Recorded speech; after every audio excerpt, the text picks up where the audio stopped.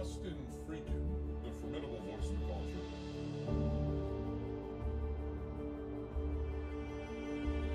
Hey Justin, are you trolling?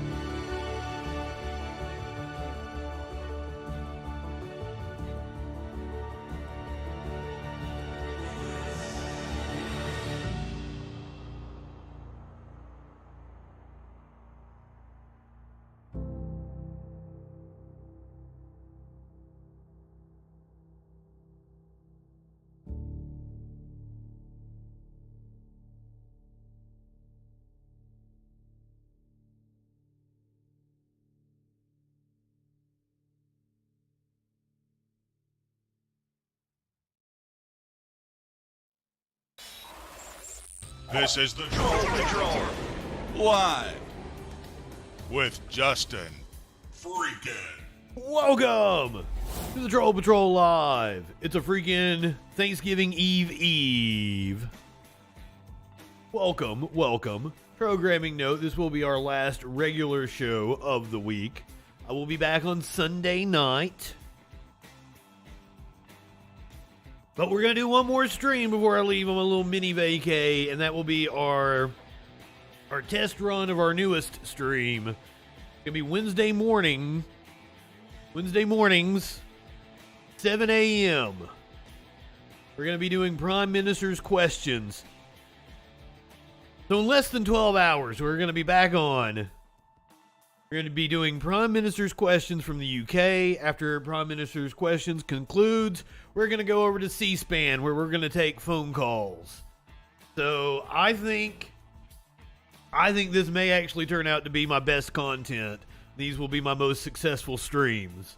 I wish I'd had this idea forever ago. So in about 11 hours, if you're awake, I just happened to, I just got up not that long ago. I'm having coffee. I'm on the housemate's night nurse schedule. So I will still be up. You will see me at the end of my night. I don't know. I'm gonna have to take a nap at some point in time because I'm leaving tomorrow. I'm gonna have to be a day walker for a few days. But please join us. 8 a.m. Eastern, Wednesday morning. 7 a.m. Eastern. 7 a.m. Eastern. Prime Minister's questions from the UK. Then we're gonna take C-SPAN and we're gonna do Washington Journal calls. Those are always hilarious. Mox, RB, good evening. So glad to see you guys tonight. I've got do I want to call this a fun show? Do we have fun? We do have fun. We've got fun going. Do you want to know the most fun thing I have on the list for tonight? Fox News. For at least 10 years. Possibly longer. This has probably been going on since Obama's been in office, right? About 14 years now, Fox has been telling us that the left is waging a war on Christmas. The left is waging a war on Christmas. I shit you not. I am going to show you where Laura Ingraham says that Joe Biden is too pro-Christmas. I'm not joking. Laura Ingraham thinks Joe Biden is too pro-Christmas. Now this segment occurred mere hours after Fox News lit up their fucking Christmas tree. You can't make this shit up. You can't make this shit up, guys. RB, Mox, good evening. So glad to see you all. Yes, weed. I need weed. I'm not high enough for this shit. Fox News, within hours of lighting their Christmas tree, says that Joe Biden is too pro-Christmas. Just proving that these people say whatever the fuck they want to say that makes their opponents look bad, I guess. Whatever they think their idiotic viewers will eat up, they will say.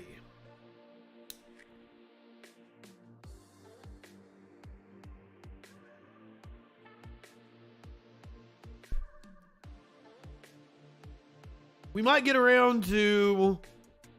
It doesn't really fit in with everything else we're talking about tonight, but the story I've been following, the murders in Idaho. Surprise, surprise! I probably could have told you this without reading the story. Sources have said that the cops have bungled the investigation. Completely fucked up evidence.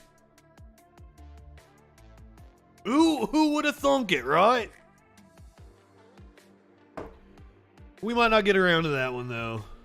We are going to hear from the hero in the Club Q shooting. The military veteran who tackled the shooter. As I understand it, a drag queen stomped on his head. I'm not sure this is something I've heard secondhand. We're gonna get the story straight from the horse's mouth. We're gonna hear from the hero that took down the shooter at the Club Q massacre the other night. I might have a new friend. Okay, so you guys know how I constantly get ads from Facebook for right-wing idiots like Conservative Mama. We have played, 5 of her videos here on this show. She is a conservative comedian, and I get ads for her all the time. I thought I had found another one of these right-wing comedians, but I may have found somebody. I may have launched some friendly fire. and I didn't mean to, but we're going to hear from comedian Goldie Hoffman, who says Chappelle was right in his monologue on SNL. I very much look forward to this. Ended up having a little conversation with Goldie, and I'm like, maybe I smell what you're cooking. CNN ran a piece on the liberal progressive wrestler. We're gonna watch it. Like I think it aired last night. He shared it out. I've seen it before. Like I'm not the CNN piece. I saw a piece from like Vice News. Man, he's had this gimmick since like 2017. Maybe even like going all the way back to the election of Trump in 2016. But he's had this gimmick for a while, and Vice News did a piece on him. Apparently CNN spotlighted. I've got a show now, so I'm going to play it because, I love wrestling. And I didn't think about it until right before I started the show. My buddy, my best friend, is a professional wrestler. And is a professional wrestler in the area where the liberal progressive is a professional wrestler. My buddy probably knows him. If he doesn't know him personally, knows somebody that does know him. So maybe I should try to get him on the Troll Patrol. That would be fun. We should do that. The Republican Party in Georgia is trying to stop voters from voting on Saturdays in the run-up to the runoff election with Herschel Walker. Oh, we have a new... This might not be... Okay, I might not be straight on this one. This might not be a new accusation. This might be one of the previous accusations of a woman that he paid for an abortion for that has now come forward and gave a press conference earlier today detailing how he paid for her abortion. So that happened. You get you more Herschel Walker news tonight. A GOP leader in Michigan is calling his own party's election inquiry a political stunt. Because of course it is. Lindsey Graham had to go down to Georgia. The devil went down to Georgia to testify in the election probe in front of a grand jury. We're going to go over the most likely challengers to Trump in the 2024 presidential election. We're going to hear from Bill Barr, who wrote an op-ed in the New York Post earlier today saying that Trump will burn down the House. SCOTUS has ruled that Trump has to turn over his taxes.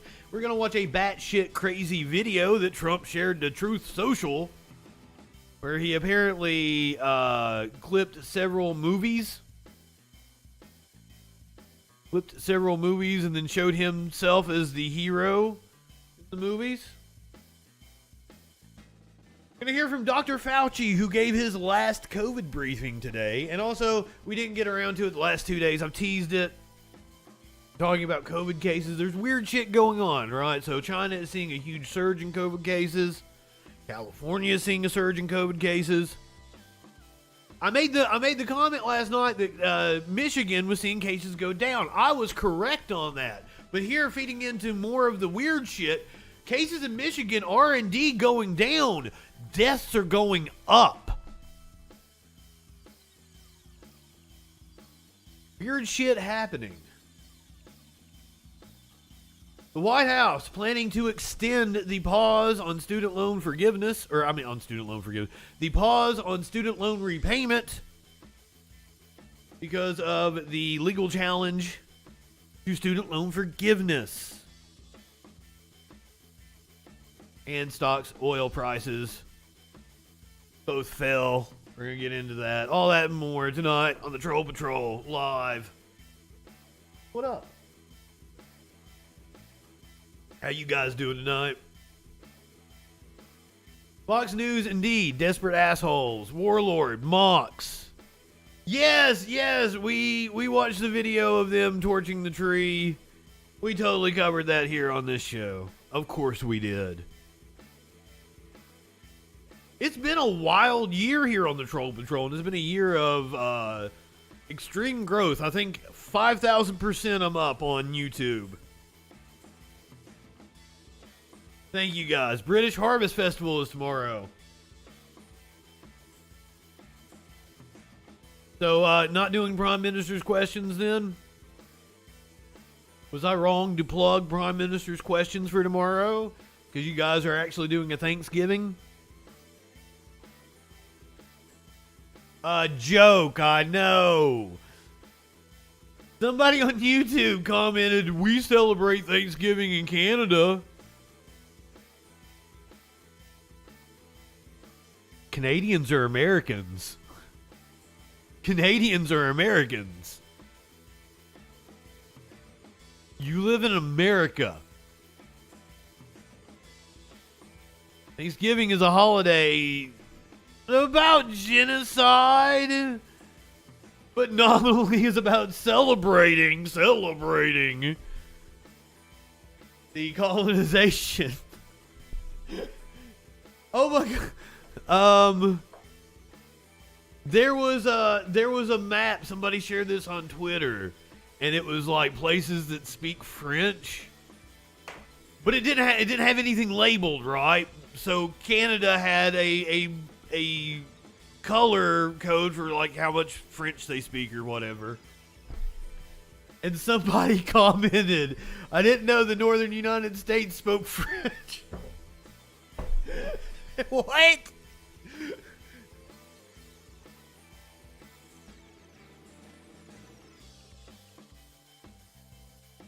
Exactly, Ida. Thanksgiving is supposedly be about the colonization of America. Though we're taught that, you know, the natives like taught the British how to farm, and the British gave the native horses and shit, that kind of thing. No.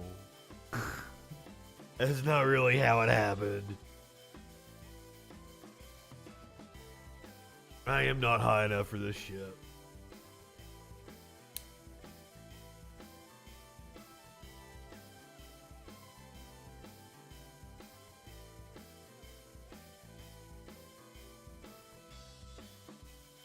Ooh, I might be high enough now. That was a good hit. Oh my god.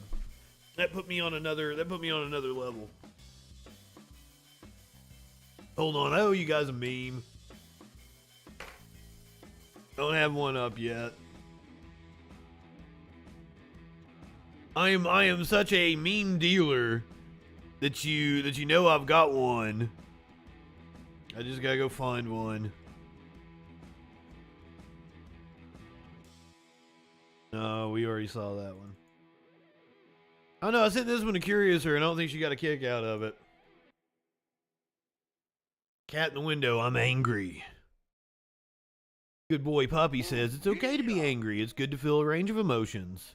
A cat says, no range. Just anger.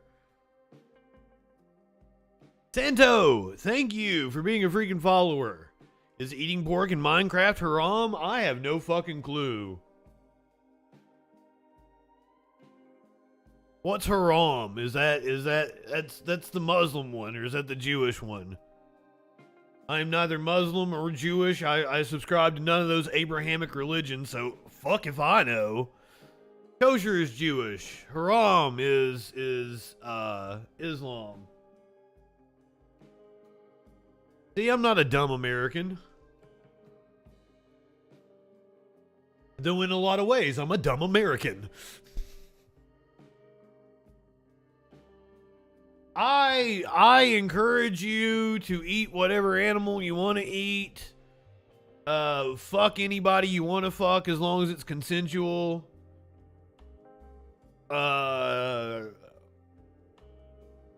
Do any drugs you want to do. I'm all about it. I highly recommend living in sexual anarchy. You live in sexual anarchy? The point of this show here is to kick authority in the balls. He's kicking authority in the balls.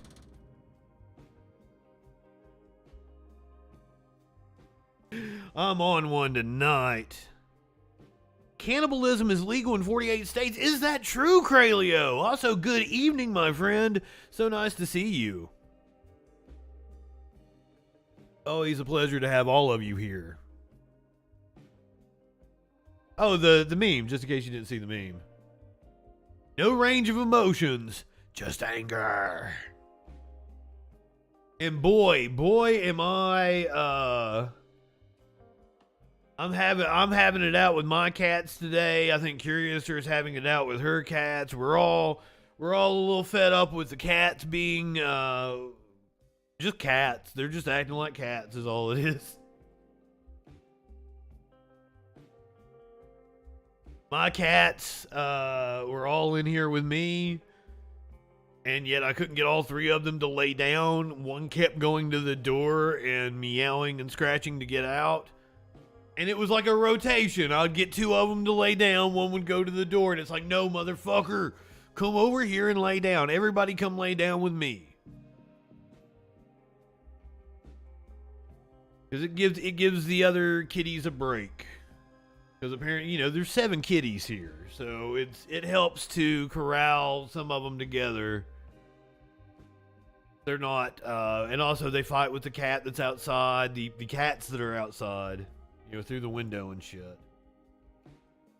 Sometimes I will hear the god-awfulest noise, and I will go in there, and it's Smokey and Mr. Ramsey. Most scat is fake. Tadpole, good evening. Also, do you mean squirt?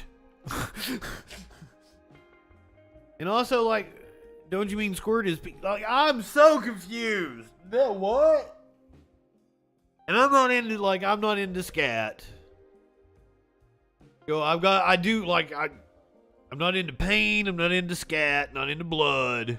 Apparently Warlord is. Some people be cutting themselves with some knives and shit and getting off on it, and I'm like, I ain't gonna yuck your yum, but I ain't into that. Don't ask me to cut you with a knife. And also, I'm not good at role play. I'm bondage. I've seen 2 girls in 1 cup, and I never... Ooh, oh. Only because I'm from that time period of the internet, right? Seen too many beheadings in my life. Also, speaking of beheadings, this is just a plug if you're not watching the freaking news. You totally should be watching the freaking news. Yesterday's was Saudi Arabia resuming their beheadings. That is an honest-to-God beheading. That dude's head literally was not on his body seconds after that picture was taken. As I was doing the freaking news, I was laughing my ass off, and then also this is something I shouldn't be laughing about. This is not funny. This is a human rights abuse. But also the song I used was hilarious. OMG, good evening, my friend. So glad to see you tonight. This morning's may not be for everybody. I used a Morgan Wallen song as the Minnesota Vikings honored a porn star's service. Yeah, if I remember the number from doing the freaking news, it brought the total to at least 135 this year. That we know of. Once again, this is a secretive regime. You go watch the Minnesota Vikings honoring a porn star service. I'm proud of the freaking newses. They're not my most engaged product, and I want to bump that engagement up. I think they are a product that appeals to a wide audience, and I can find new fans. What up, Sky Comet? Good evening. I'm so glad to see your face. It was a male porn star.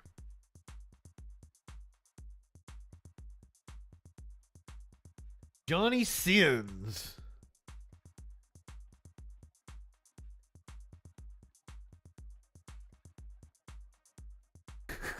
Johnny Sins featured on the big screen at the Minnesota, whatever the fuck the stadium's called. I don't know much about the sporty ball, but every now and again. Oh, I should have changed it. Like, I've got a when I did the Tennessee Titans, or not the Tennessee Titans, the Tennessee Vols story about them getting about them beating Alabama, and I used the Talking Heads Once in a Lifetime as the song. I actually like crossed out news and I changed the logo to where like news was crossed out and it had sports under it. So I had a freaking sports logo. I should have changed it for that one on the Minnesota Vikings featuring porn star Johnny Sins, who is also a huge capitalized. I love that. He's a huge Vikings fan. Johnny Sins, that is a man that lives in sexual anarchy. You live in sexual anarchy?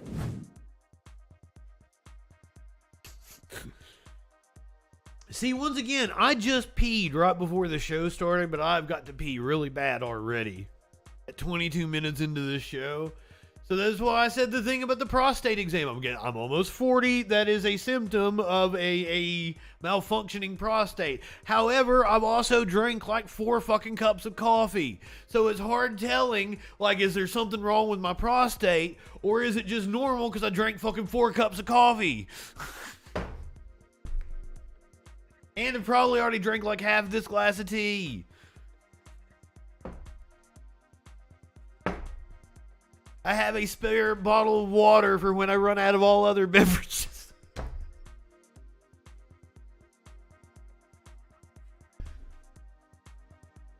You should totally go get your prostate exam if you are around 40. All you males out there, both. It is probably something normal that I don't need to worry about just because I drink so much fucking liquid. However, I'm also almost 40 and should go get a prostate exam. All you guys out there, you coming up on 40, you need to start thinking about getting your prostate exam. You can ask for a prostate exam at 18? I mean, like, it ain't no thing to me because, like, I gotta be in a certain mood for it, but I'll put shit up my butt. No, I won't put shit up. That's wrong. No. Like, I will engage in anal intercourse. I will bottom on rare occasion. Rich, good evening, my friend. I'm sorry, you came and just like, I don't know what you walked into. Hopefully, you live in sexual anarchy and it ain't no thing to you. You live in sexual anarchy? I'm just trolling. Hey, Justin, are you trolling? We need to be finding out what that news be doing, because I can't be on here for 6 hours. I got shit to do. I got to shave. I've got a nice looking lady I need to impress tomorrow. But I'm not high enough. Before we find out what that news be doing, let's get a little more high.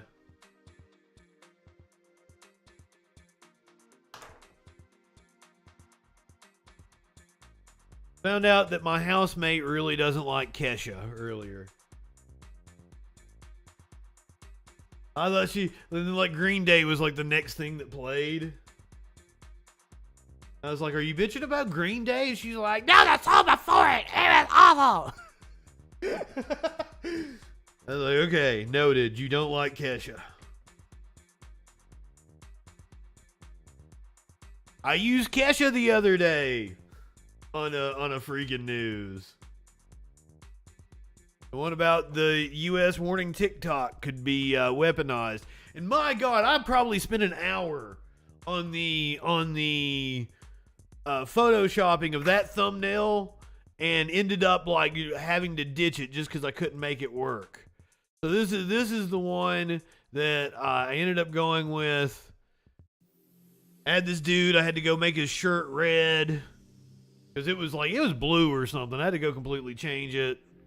You know, he was like a real American motherfucker, right? So I had to change him to a red shirt, put a China on him. Put a China on him. That was, Rich, that was the chat really getting me off topic. I'm blaming it on the chat as if it's not me and my fucking stoner ass. That was me getting off topic a lot. I don't usually get off topic that much. We're usually a more concise 2-3 hour news show.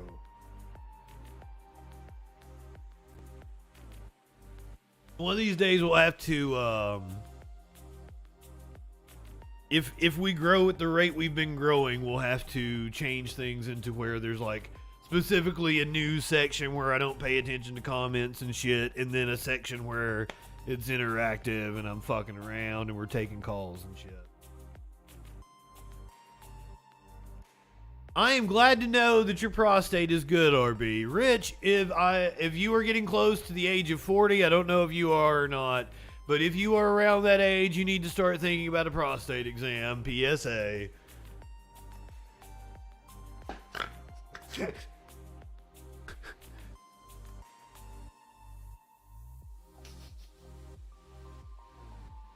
So I spent like an hour trying to Photoshop Xi Jinping riding a bomb, and the bomb, like the bomb looked good. The bomb looked good. It wasn't the bomb that I was getting fucked up on. I don't even know. I don't know what the time period is, but you need to have a mammogram every 3 to 5 years. Fair enough, Rich. Fair enough.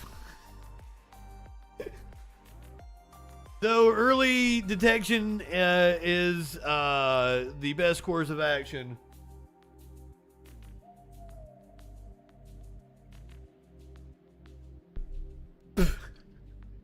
Oh, goddamn.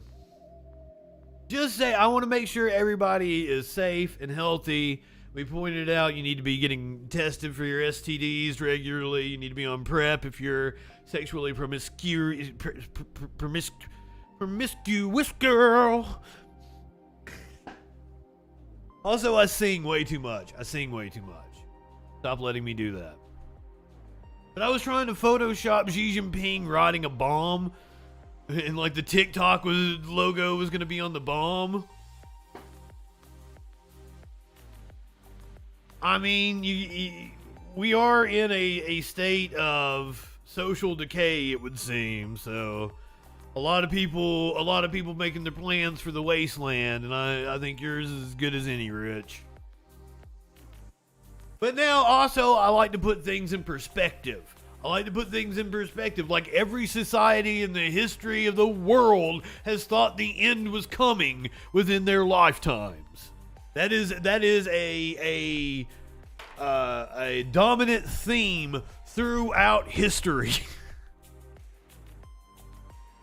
So I also don't want to be a doomer. I don't want to put too much stock in, everything's going to go to shit in 10 years. Learn to farm and buy some firearms. That might be a good plan. But I do want to put perspective on things, that every society in history has thought that the end was near.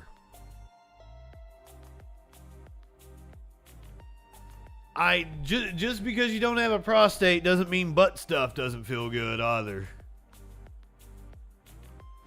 You live in sexual anarchy?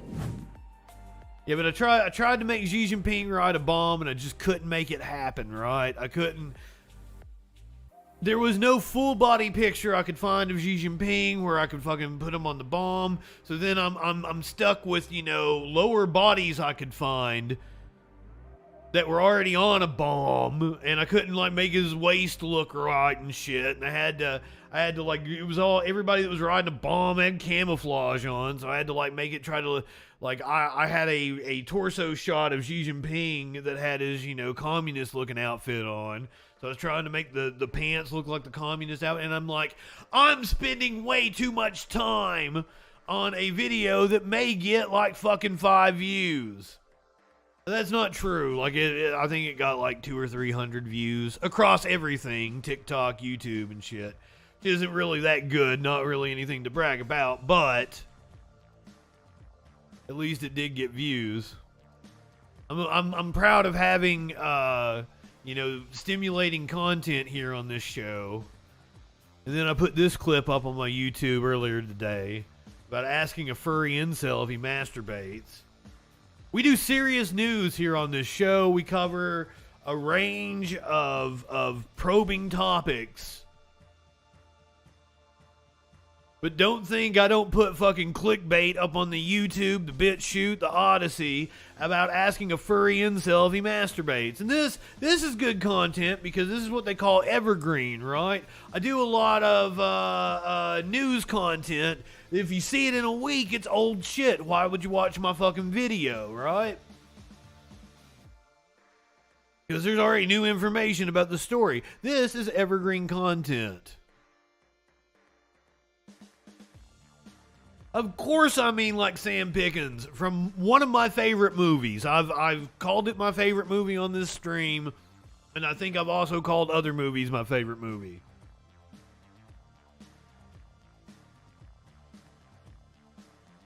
Corporaphobia is the phobia of feces.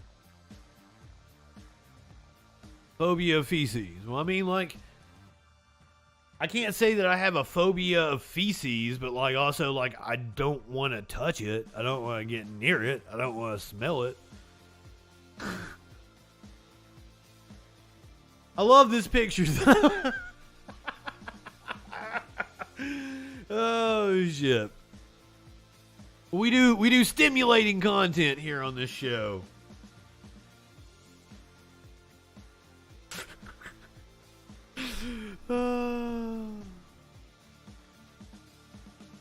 If you're gonna do, and here, like, I feel like I'm preaching tonight. If you're gonna do butt stuff, it's important to clean. You have to prepare. That's not just something you do on a whim. You have to be considerate of your partner. And I don't want to get into the stuff that you have to do to prepare yourself, but like a douche and properly cleansing and shit, so that you've got it all squeaky clean for your partner to go.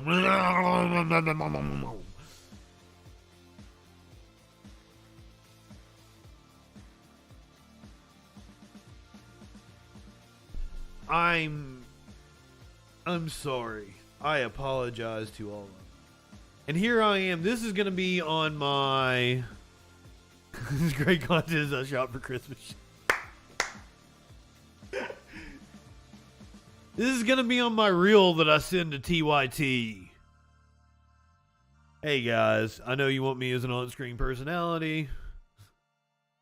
Let's talk about making sure that you get your colonoscopy and that you there's been a lot of ass talk tonight. What's up with you guys in the ass talk? I like asses though. I'm an ass guy. I'm a boob guy too. I'm a everything guy. I'm a dick guy. You got a nice dick? Let me see that too. I just like everybody. I'm over here on FetLife, hearting every fucking picture I see. Like, ooh, that's tasty. All you people are gorgeous.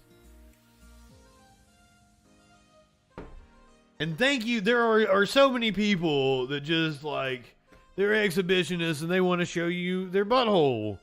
And I am appreciative of them showing me their butthole. Thank you. What a fantastic world we live in.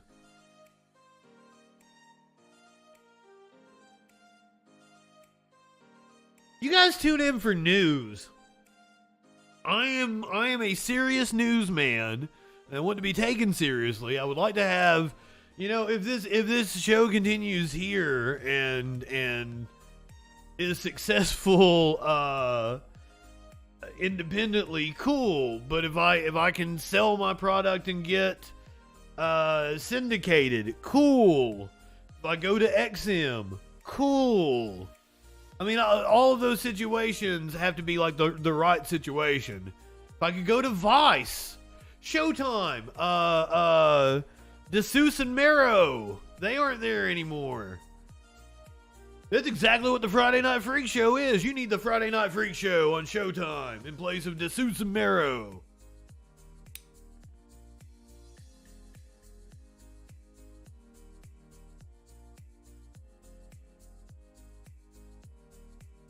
What about Rosie O'Donnell? Why are you even bringing up Rosie? Rosie's a cutie in her own right. Especially you go back to her younger days when a League of Her Own and shit. Ain't nothing wrong with Rosie. You might think she's a little obnoxious, which sure, I'm a little obnoxious. I might be a lot obnoxious. She was hilarious in her stint on Curb Your Enthusiasm. God, this would have been 8-9 years ago or something, 10 years ago. I don't understand why, especially right-wingers, they're always so fucking mean about everything. They want to talk about people's looks and how disgusting, meanwhile looking like complete ass themselves. Is Rosie a TERF? I hate to hear that.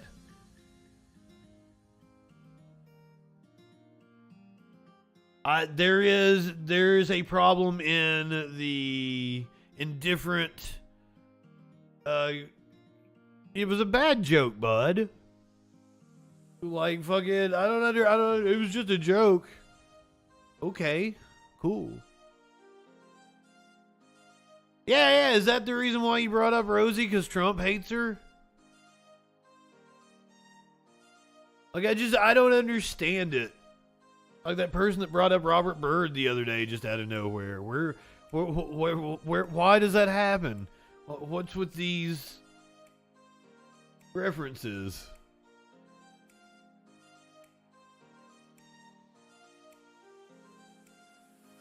Got Punk 9. Good evening, my friend. I don't think I ever told you thank you for being a freaking follower. But thank you for being a freaking follower. So glad to have you here. I think I need to pack another bong, and then we need to actually get to the news.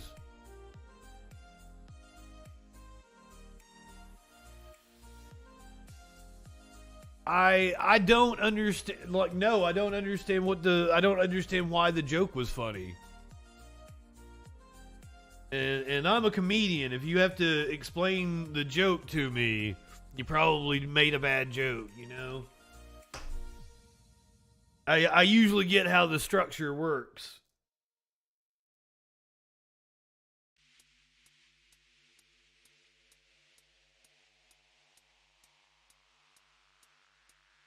I mean, it was like a degradatory comment. Is that the word I'm looking for? Derogatory comment. Degrading somebody. Yeah, as far as I know, she had decent politics, but I'm like, once again, I don't keep up with personalities. I have no clue what the fuck Rosie O'Donnell has done. I'm over here in my own little world, and that's another reason why I don't really like, like having discussions about personalities. People like to bring up Vosh, and he's been nothing but nice to me. I don't know of, like, I don't watch other people that do what I do, because I don't want them seeping into me. I do watch the Majority Report, but always, like, I have not seen today's Majority Report. Sometimes I will watch the interview, but I won't watch, like, the fun half, which is very, very similar to what I'm doing here. I don't want their opinion seeping in. I don't want their story selection seeping in. I don't want to see something on the Majority Report and put it on my show because I saw it on the Majority Report. Now, it just so happens that they're going to cover some of the same shit I do, and it's cool to see it after I've given my opinion on it. To see what their thoughts are.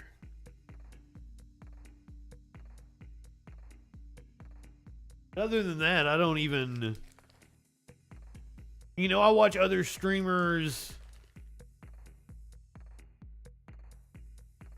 like Echoplex, but they're not doing exactly what I'm doing. It's comment reaction content, but it's not, you know, with a news bent.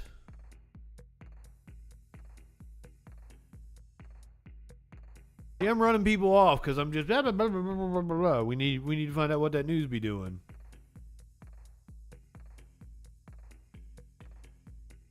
Steelers, if you will stick around, we're going to hear what he has to say. You will find out exactly what I think because I haven't listened to what he has to say yet. I am doing... Not only do I not watch other people that do what I do, I stay pretty much oblivious to the news content that we're watching other than like the headlines to put the show together in an order. Like, the videos we're going to watch tonight, I have not watched. You will see me react to them live. And sometimes it's good, sometimes it's not. Sometimes my on-the-spot reaction is exactly what I would want for content. And other times, I wish that I'd watched the video and had time to really think about some jokes, and I would have done a better job. As the show grows, I will probably watch the videos more and have material. Just a little inside baseball.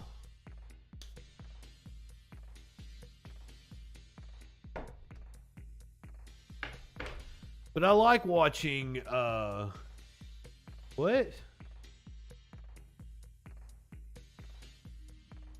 Would he be less of a, what? Steelers, man, why is that a like, that's just a stupid question to ask back. Like, I'm sorry to say that. Like, what, like, that doesn't make any sense. Would he be less of a hero if he had a gun?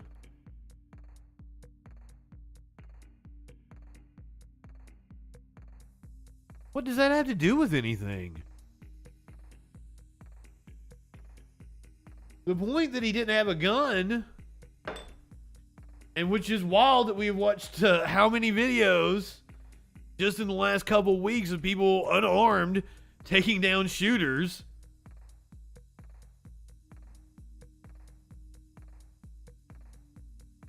I get RB is taking the position that yes, he would be less of a hero because he's more of a hero now. I guess RB would say if he had a gun, he would have been like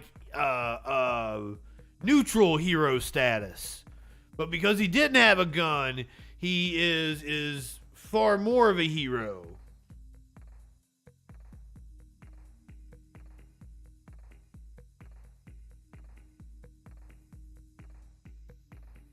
You don't see what the point is.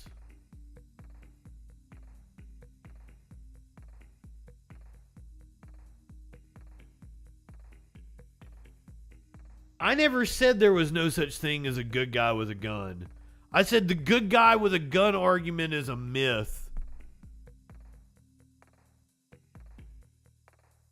Those are two completely different statements. Don't ever fucking take me out of context. I don't like that shit. Good guys can have guns. That concept is not foreign, but the quote is specifically, was it Charlton Heston? At an NRA convention, it said the only thing that stops a bad guy with a gun is a good guy with a gun, and that's simply not true. So his whole quote is the only thing that stops a bad guy with it. And let me make sure I'm not misquoting him, since I'm being particular.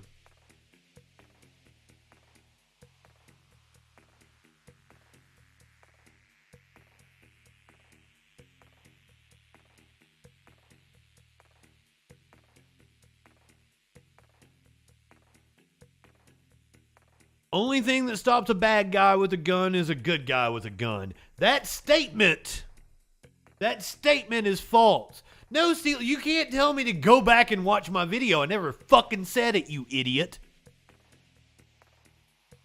I know how I frame arguments. And I know I wouldn't say what you said I said.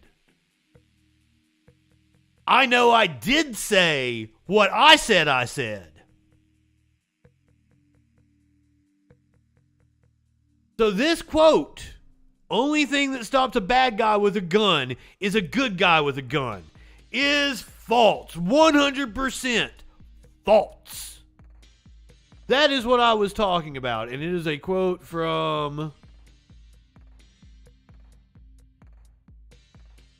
Wayne LaPierre. It wasn't Charlton Heston. It was Wayne LaPierre.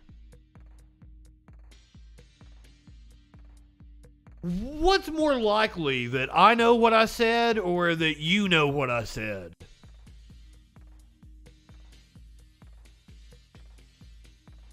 I do this every night. I've been having these arguments.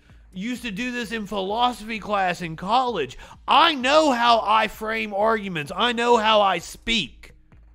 I know for a fact you are wrong.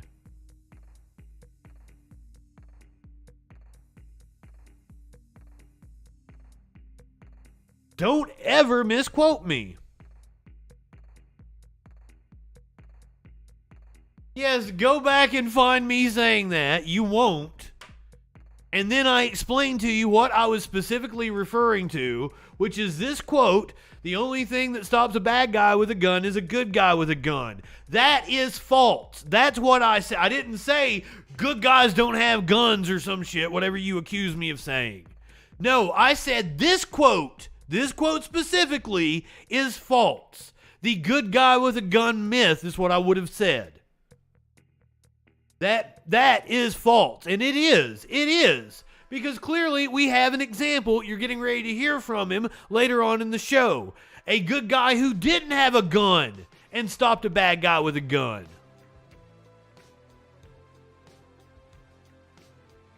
Yeah, you make me eat those words. It ain't gonna happen, you fucking idiot. This is why I call right-wingers morons. I am correct, you stupid fuck. Come on, man. I'm the one that does communications for a living. I think I know how I talk and how I frame arguments.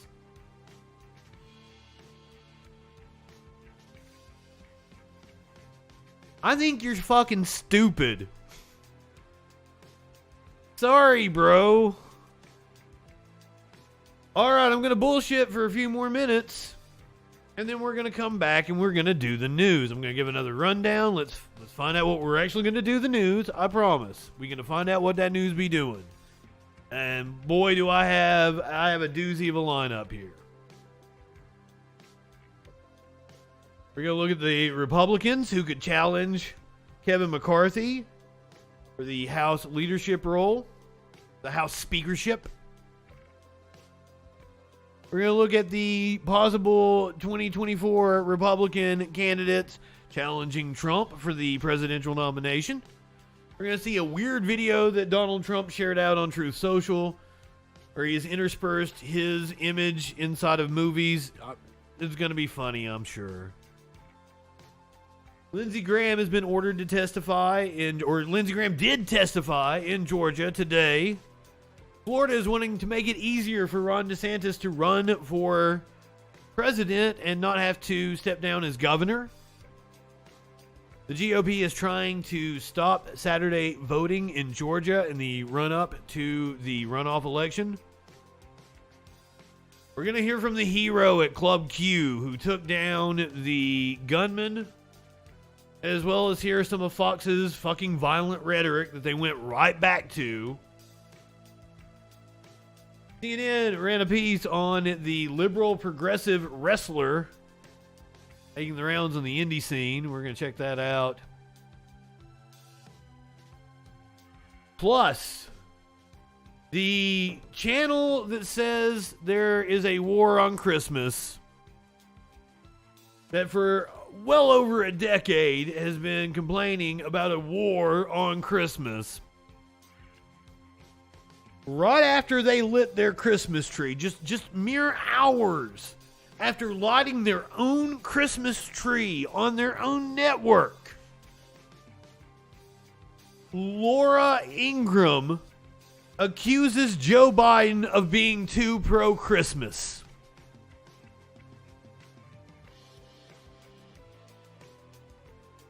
Come on, man.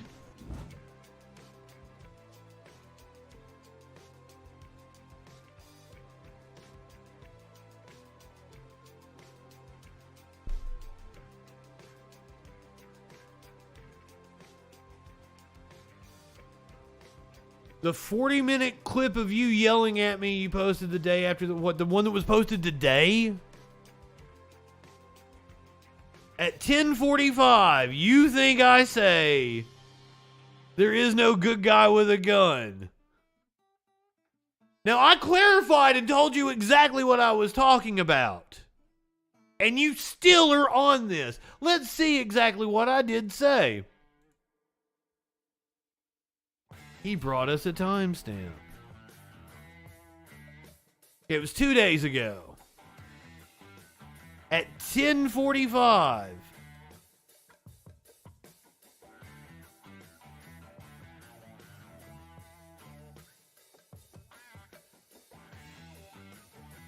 I actually do care. I'm going to watch it. Did I say it? Strict laws on that rifle's ownership and how you have to keep it. And then it's like illegal to buy fucking ammunition. You had to have like a special permit to go get it. There is no such thing as good people with a fucking gun. Stop it. That is NRA fucking propaganda. Yes, you assholes still want to fucking come at me with a good person with a gun. How many goddamn... I'm specifically referring to that argument. What about the resource officer at Parkland? He was a good guy with a gun, and his coward ass hid. How many times do we have to see your so-called good person with a gun get shot by the cops when the cops pull up? I have played that video over and over. Buddy, was I ever fucking right, man?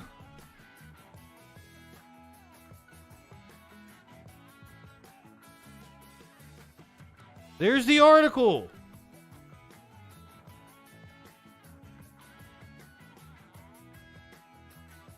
Yeah, he didn't get shot because he didn't have a gun, you stupid shit. When the cops pull up to an active shooting situation and they see somebody with a gun, they shoot them. We've watched it over and over again on this show. When I said that, yes, to get pedantic, I said there is no good guy with a gun, but I was specifically talking about this talking point. You are wanting to get pedantic about what I said. And even after I explained it, after hearing what I said after, is there any way to take me out of context?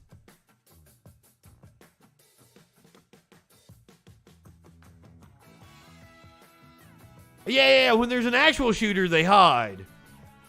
When it's a hero that's already took a shooter out, they pull up and shoot his head off.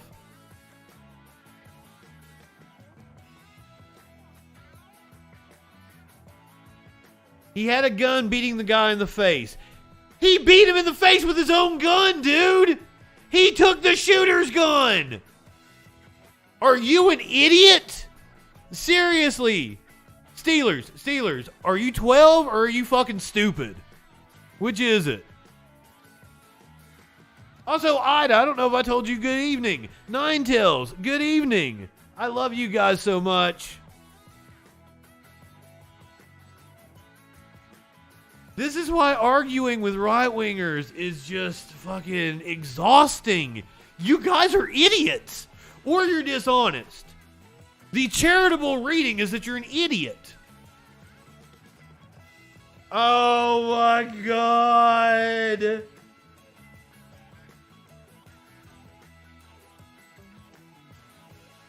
Well, the cops didn't shoot this guy. Well, this guy was white, for one.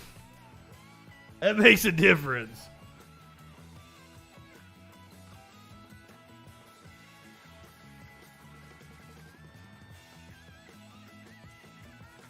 I swear to God, they don't see their own flaws in logic. They don't see how their own arguments are stupid. And if they applied the skepticism that they applied to the people being logical to their own stupid-ass arguments, I wouldn't have to get upset with them.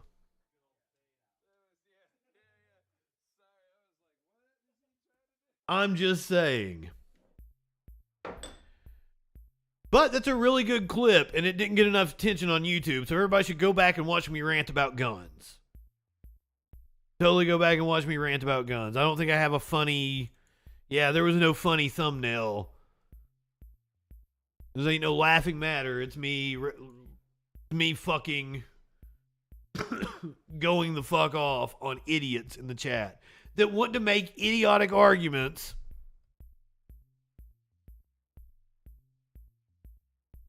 Oh, thank you, Mox, for hitting the go back to the news, but I'm vamping for the commercial break now. Oh my God, you fucking idiot.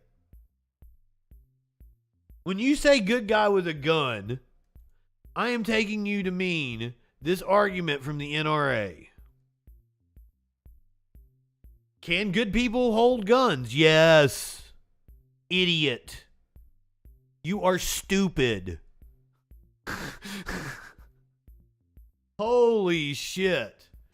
When we come back from the other side of the break, we're actually going to find out what that news be doing. I promise. For realsies this time.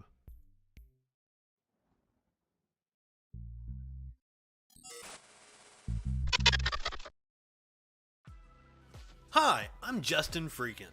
I'm a leftist broadcaster and comedian. Not liberal. Leftist.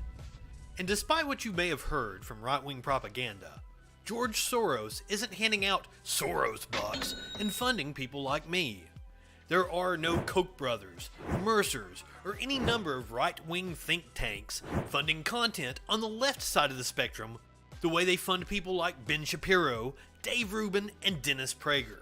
And YouTube doesn't monetize videos that are controversial or deal with politics unless you're someone like Steven Crowder. So this is an ultimatum. Become a patron. Support my Patreon, or I'm going to become a right-winger and get some of that easy money. You know for a fact that I could be bigger than Charlie Kirk or Jesse Lee Peterson. Amazing! All I have to do is talk about how I used to be an SJW snowflake, but the left went too far with their cultural Marxism, and Republicans are stupid enough to buy it, even though this video exists. And you know I'm right, so give me your money or I'm selling you out.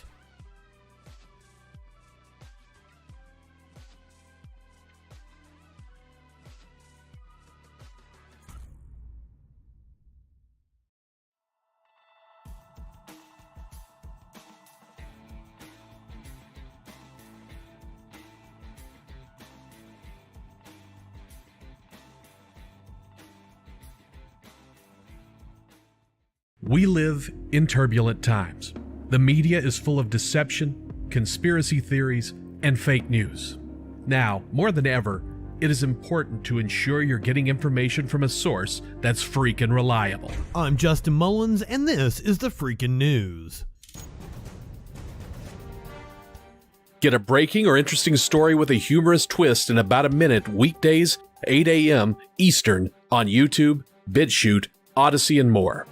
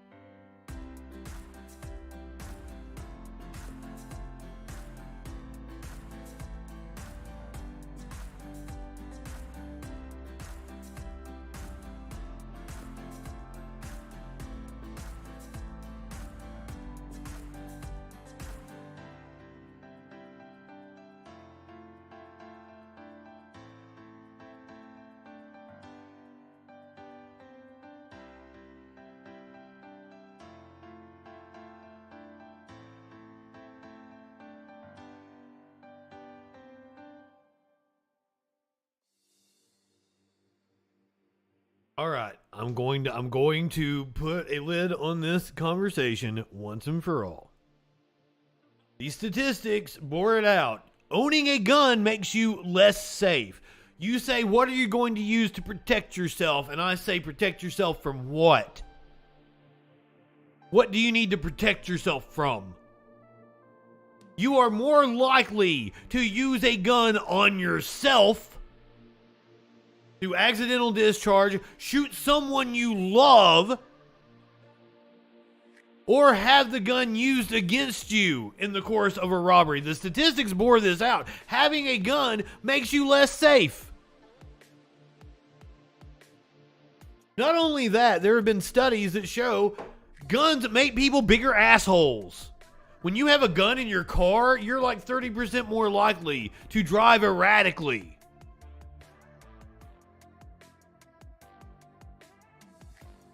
The answer, when you say good guy with a gun, what you are saying is the answer to our shooting problem is more guns. But the NRA, which is the gun lobby, it is the lobbying and promotional arm of gun manufacturers. Their number one priority is to sell more guns. That's why they make stupid ass arguments like this. But the issue is that we have too many goddamn guns. Most people in the United States are not responsible enough to own a gun. Period. End of story. Hildebeest, good evening. I'm having to put somebody in their place in the chat. So once again, the statistics say owning a gun makes you less safe. Now, and right-wingers love to point this out, that when I say you're more likely to use it on yourself, that's including suicide statistics. And yes, I'm against people that are at risk of having suicidal ideation having guns. I want less guns so there are less people successfully committing suicide. Because when you look at the statistics on people who successfully commit suicide, now most people who attempt suicide, when they fail, are glad that they failed and continue living. Keep that in mind. But when you look at the rates of people who are successful at committing suicide, guns just completely outnumber everything else. So I want people to have less access to guns to protect them from having suicidal ideation and being able to successfully follow through.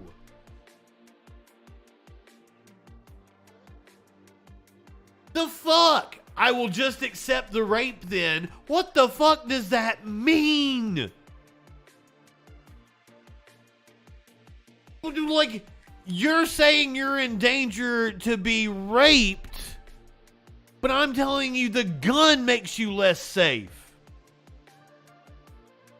Like, the statistics bore this out. You should be more scared of the gun than this theoretical rape you're talking about. And that's not to say that people that are in high-risk areas, like, say, I highly recommend that people that work at strip clubs and are out late at night and, they always have an escort from somebody from the club, and you should be carrying pepper spray. Maybe if you feel comfortable and you are trained and responsible, then you should carry a gun.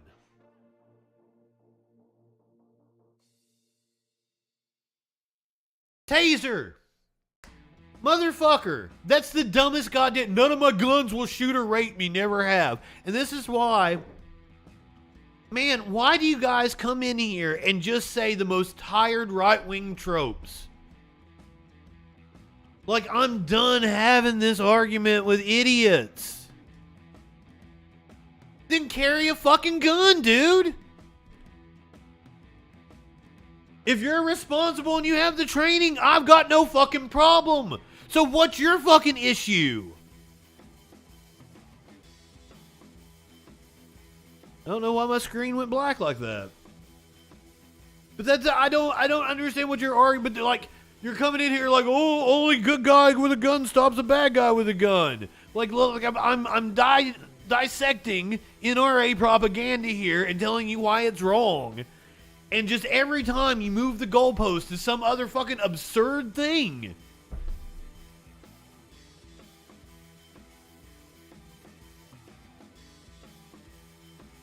So I don't understand your way of thinking.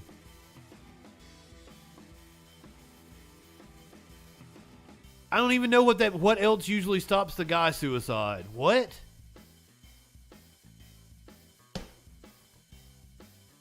I promised we'll find out what that news be doing, and that's what we're gonna do. We're actually gonna get to the news.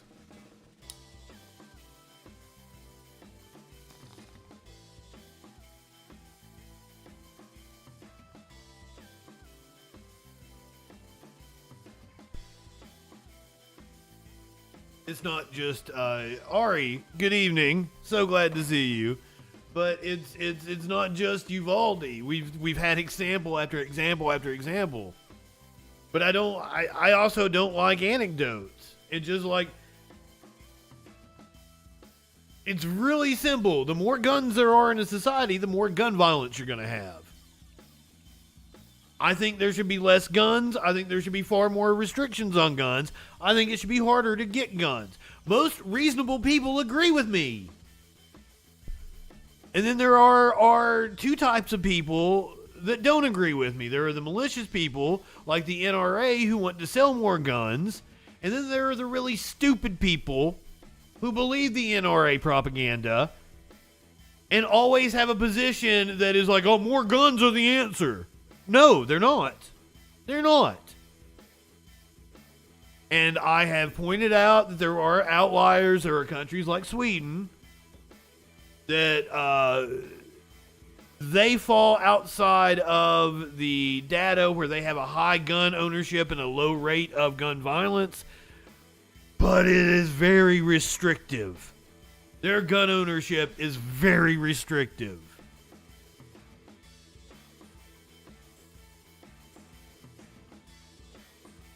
Dude, you're not even making any sense. The shit you're saying is just nonsense.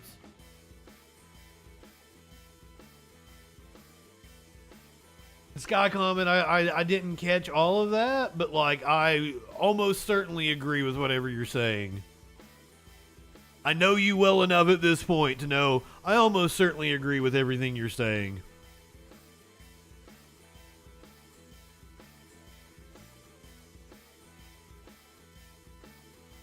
So now, we're going to get to the news. Find out what that news be doing. Global stocks, oil prices slip as rising COVID cases prompt Chinese lockdowns. Now, as I said, there's some weird stuff going on with COVID cases right now. They're on the rise in some places. They're dropping in other places. Cases are dropping in Michigan while deaths are rising. So hard to really get a grasp on what is going on, but this is good information for you to have going into Thanksgiving.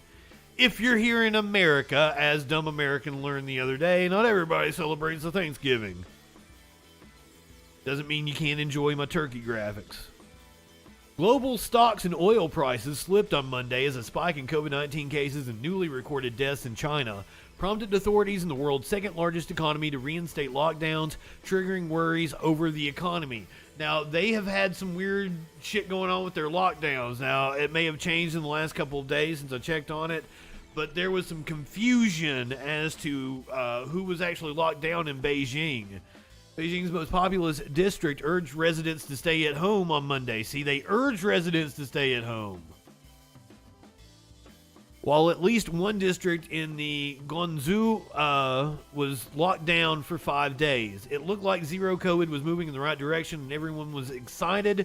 But the Chinese government is taking some strong action, and in the short term, there's going to be fits and starts.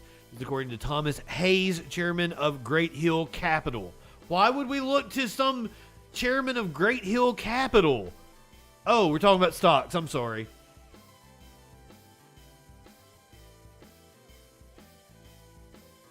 MSCI's broadest index of world shares fell 0.72%, while European stocks were steady. On Wall Street, all three major indexes were trading lower, led by a sell-off in technology, energy, communication services, and consumer discretionary stocks. Apparently, as we're heading into the holiday, gas prices are actually dropping. Cool. The Dow Jones Industrial Average fell 0.13% to 33,000. The S&P lost 0.39%. NASDAQ dropped a whole point. I noticed they were down yesterday when we were reading some story from Business Insider. Oil prices tumbled to their lowest level since early January on a report that Saudi Arabia was holding talks with OPEC allies to raise output, but oil clawed back some losses after the kingdom denied it. Crude was also hit by concerns of lower Chinese fuel demand because of the lockdowns. So we are definitely going to see the reverberation, but that actually could be good for labor as we're heading into this strike, and it's going to give us even more bargaining power. It's a weird time we live in. Oil prices going down helps the labor market.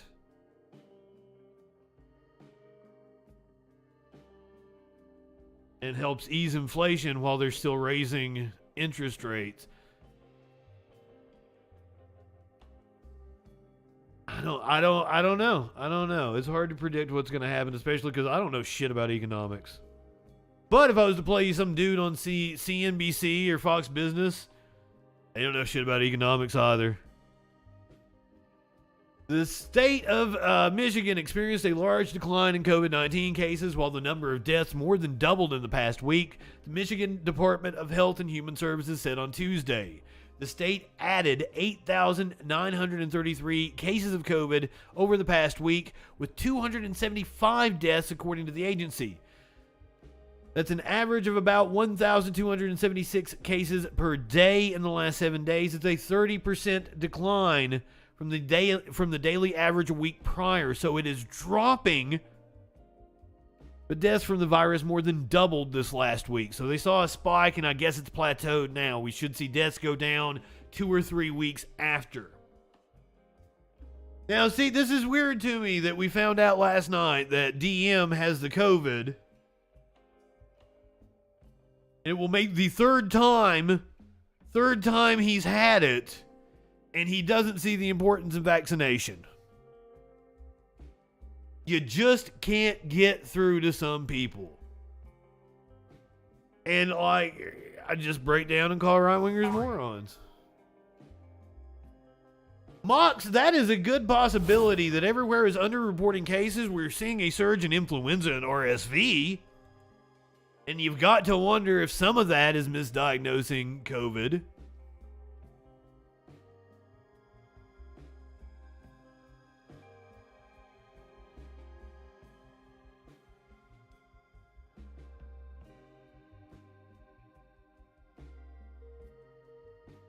You guys handle that in the chat. You have fun with that. Yeah, I don't want DM to die or be really sick, but why would you not go get vaccinated? Why would you not do something that ups your chances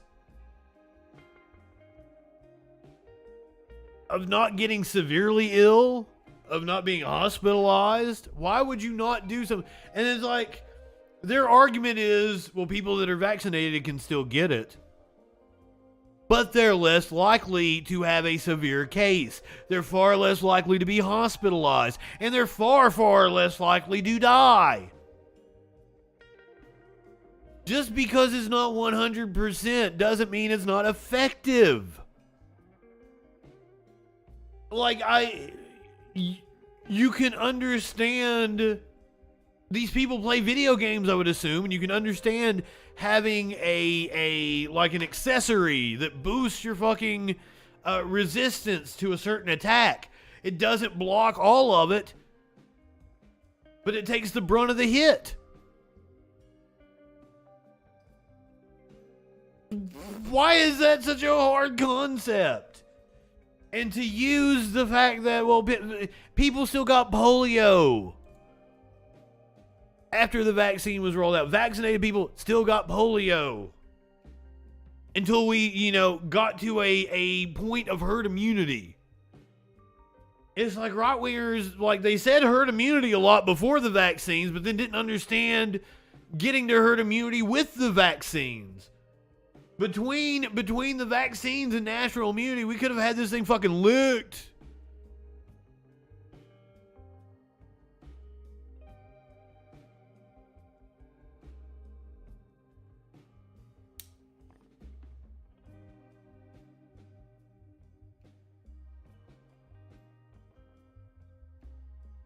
The Omicron variant was just as virulent as the wild type, the original COVID variant. The difference in the deaths and the severity was the vaccine. There has been some evidence to suggest that re-exposure increases severity and definitely increases your chances of long COVID. It's not just as effective, Steelers. You are wrong.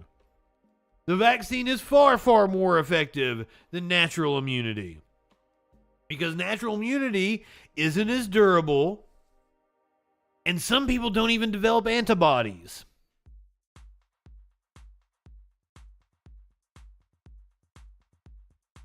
Natural immunity and the vaccine gives you like super protection. So why are you resistant to getting the vaccine?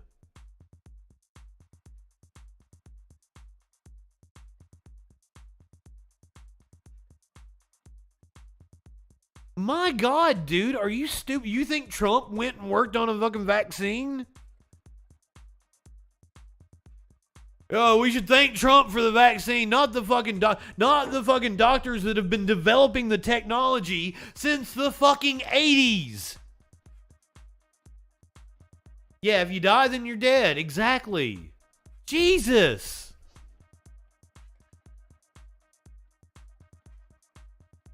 Yeah, we don't even know. We don't even know what the long-term effects, long COVID, are gonna be. Yeah, dude, like, how fucking stupid are you? That was, if I die, then I'm dead, is the argument that a young lady that I went to school with gave me in 4th grade or 5th grade, talking about smoking cigarettes. Remember, I'm from Kentucky, so a 4th or 5th grader smoking cigarettes isn't that or wasn't that uncommon.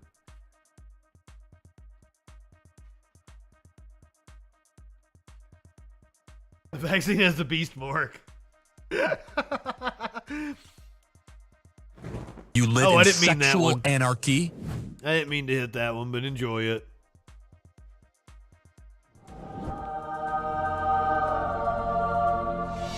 Give me the vaccine mark. The vaccine mark. The beast mark. I'll wear it proudly. All right, let's go to what will be Dr. Fauci's last COVID briefing. I think this is a news hit on it. I don't think this is actual briefing. This will be the last briefing Fauci gives from the White House.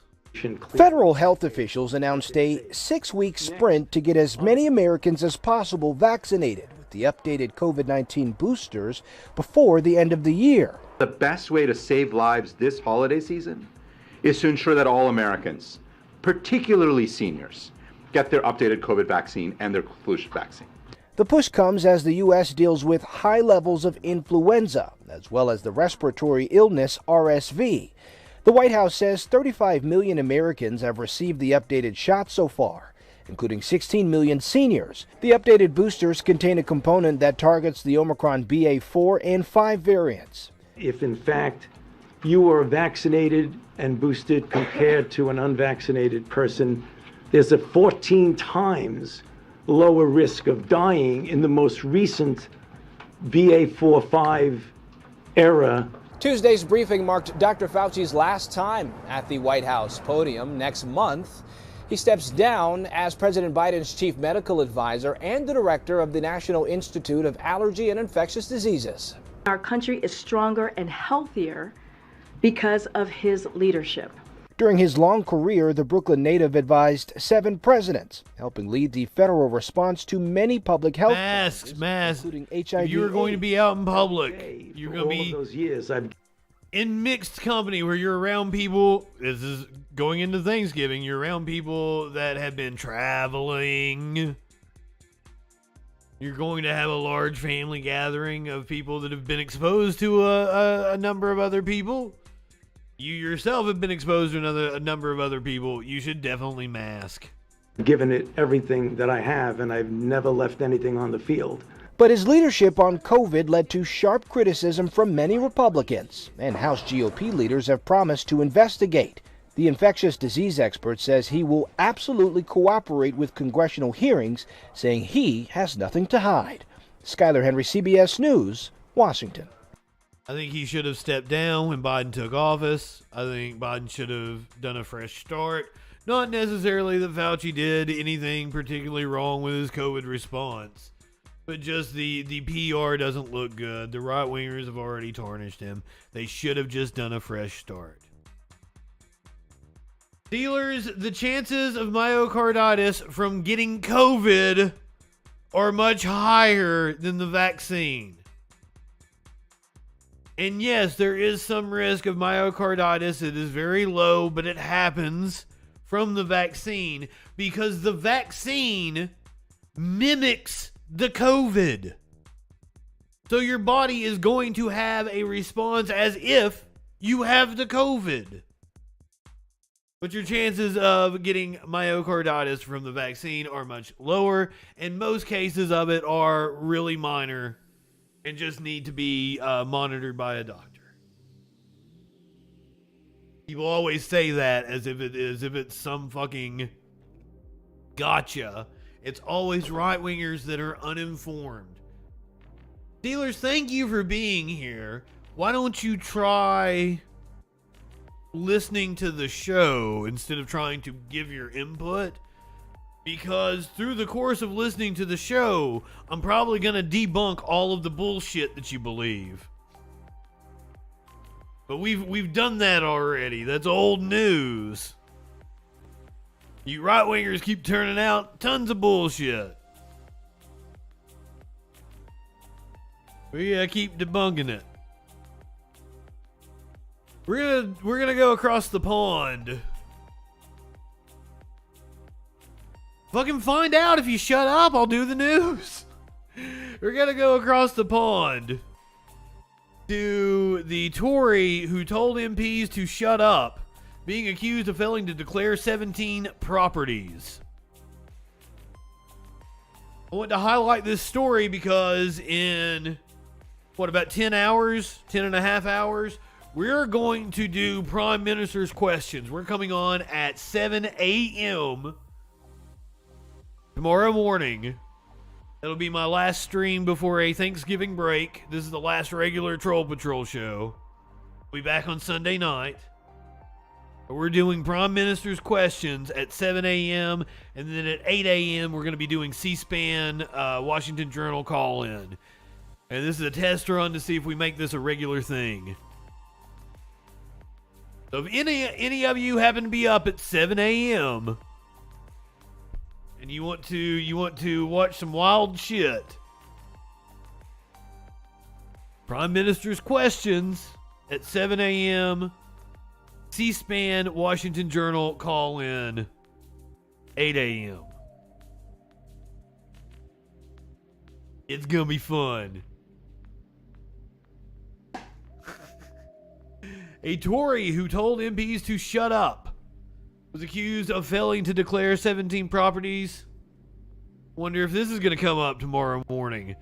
A Tory MP who told 3 female labor frontbenchers to shut up has been accused of failing to declare that he owns 17 properties as MPs debated the state of the economy.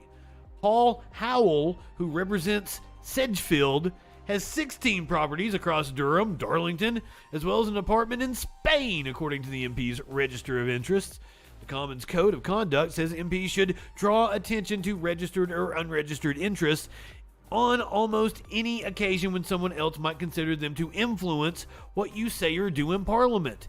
MPs were told to always be open and frank in highlighting their interest in debates and committees or in any communication with ministers, other members of Parliament, public officials, or public office holders. However, Howell did not do so during last week's debate, in which he accused Labor of scaremongering over the impact of Liz Truss's disastrous mini-budget. He said that while the mini-budget caused a short-term reaction by the financial institution, the economy was in the state it is in because of the COVID pandemic and Russia's invasion of Ukraine. He said, what I find wholly inappropriate is this. We have constituents very worried about what is happening, the way interest rates are rising globally, and so on. And what are the opposition doing? Motherfucker, you're in the government. You're in charge of the interest rates.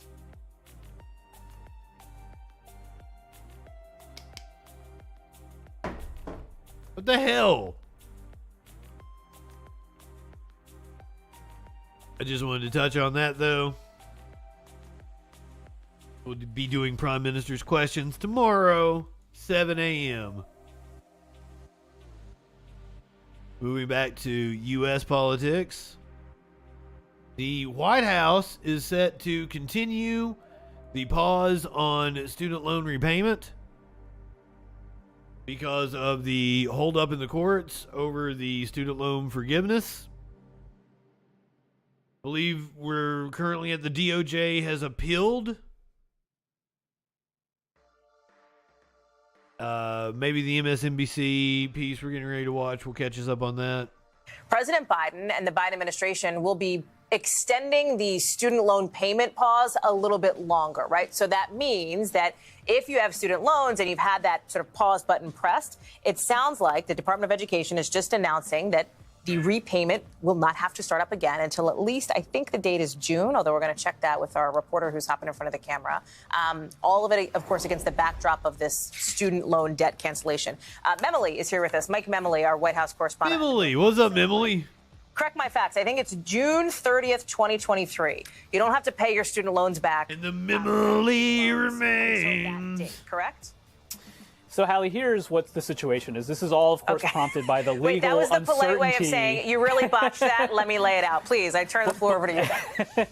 So, obviously, when the president just announced a few months ago that he was going to have this forgiveness of up to $20,000 in student loan debt for some borrowers, $10,000 for a larger population, it came in tandem with the announcement with the fact that this pause that had been in effect because of COVID-19, not requiring Americans to pay their student loan debt down at all, would also be expiring. In other words, starting on December 31st, the Department of Education was going to be instructing loan servicers to again start going through the process of requiring payments of student loan debt.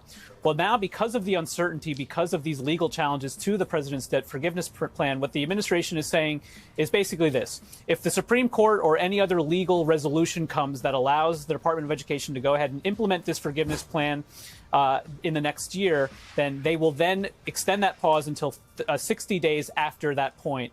If there is no settlement of the legal challenges by June 30th, it will go into effect 60 days after that. Let me explain what the 60 days is about. That's about giving these student loan servicers time to get their act together, but also to give some certainty to borrowers so that they can budget for your own future, right? To know that you have to start paying the minimum amount you want to pay above that of whatever your outstanding loan debt is. So, again, this is the White House now dealing. I know their hands are tied because of the court, but god damn. The debt forgiveness plan, Hallie. Mike Memoli, thank you for that crystal clear breakdown. Appreciate it. Thanks for jumping in. Was it crystal clear? Did you get that?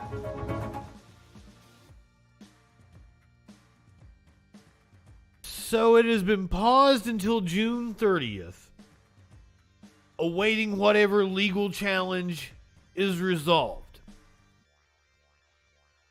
If the 10 grand gets forgiven, the 20 grand if you had Pell Grants gets forgiven before June 30th, loan repayments will kick in 60 days after that court decision.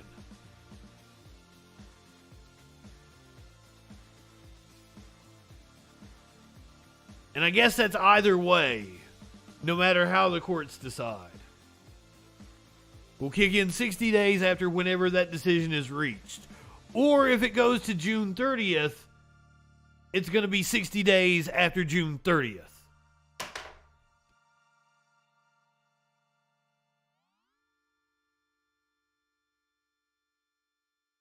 But that is confusing as fuck. I think I explained it correctly. Clinically, good evening. We ain't find out very much of what that news be doing at all. I've been screaming at the chat. Steelers fan has really wanted to get me riled up tonight. But good evening to you, my friend. And we just found out that they extended the pause on student loans, but it's confusing as fuck because of course it is. They've extended the pause on student loans until June 30th. Unless we get a resolution in the courts. And no matter what the courts decide, if the forgiveness goes through, or if it doesn't go through, then student loan repayment resumes 60 days after that court decision. If there is no resolution in the courts before June the 30th, then loan repayment resumes 60 days after June 30th. Exactly. They ain't getting a fucking dollar out of me. Fuck 'em. Whew. That was a lot to explain. Thank you. Thanks a lot, Biden. Let's go, Brandon.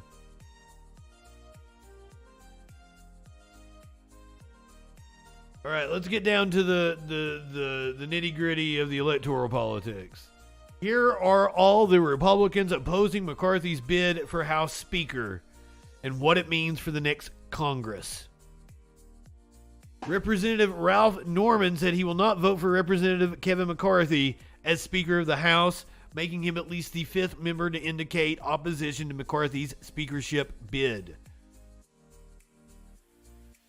Norman said Tuesday he was a hard no when it comes to voting for McCarthy, joining other House Freedom Caucus members who have come out against McCarthy as the right-wing faction seeks to negotiate demands in exchange for votes. This is what I was talking about last night, where we get the right wing force the vote.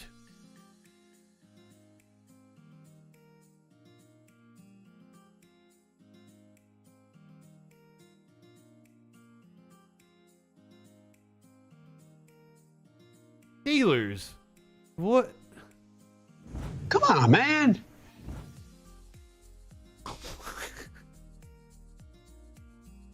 Norman reportedly said he decided not to vote for McCarthy this week after McCarthy said he disagreed with the Republican Study Committee's plans for curbing the national debt, which includes raising the minimum retirement age and allowing Medicare recipients to receive subsidies they can use to buy private insurance.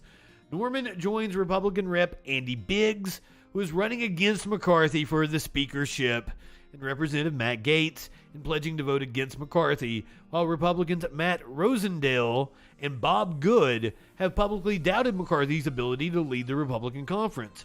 Rep. Chip Roy joined Norman in nominating Biggs to challenge McCarthy and has also expressed skepticism about McCarthy's ability to secure the 218 votes needed to win speakership. It would be fun to see McCarthy get denied. 188, that's the number of votes McCarthy secured to be nominated for Speaker on November 15th. But he'll need 30 more to officially win the contest on January 3rd. What the Freedom Caucus will demand from McCarthy in exchange for votes. Already, he has agreed to some rules changes, including appointing more regional representatives to the steering committee, which dilutes the voting power of committee leaders. That's cool. Freedom Caucus also wants to allow any member to initiate proceedings to remove the speaker via a motion to vacate. Conference shot down that rule in a meeting on November 16th, but nothing is finalized until the next Congress takes over in January, and Republicans are expected to discuss additional rules changes after Congress returns from Thanksgiving recess. House Freedom Caucus member Marjorie the Gathering, who has seen her standing in the Republican conference rise in recent months, voted in favor of McCarthy for Speaker. She has cozied up to him as part of an effort to be reinstated to committees. The House voted last year to remove her from all committees following a string of controversial comments that promoted anti-Semitism and QAnon conspiracy theories. She's expected to secure a spot next year on the powerful Oversight Committee. We're going to get MTG on the Oversight Committee. Marjorie Taylor Greene on the Oversight Committee.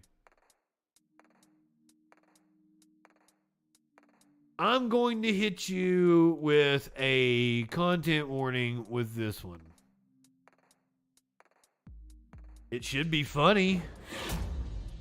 I hope.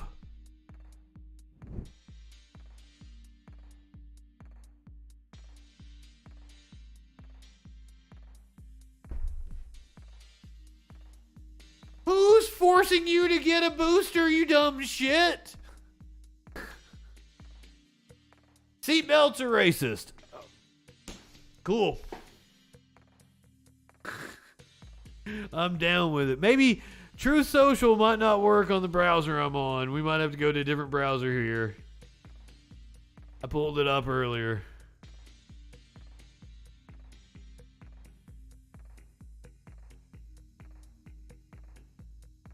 Well, that's your employer. Like, employers have a right to impose safety on the workplace.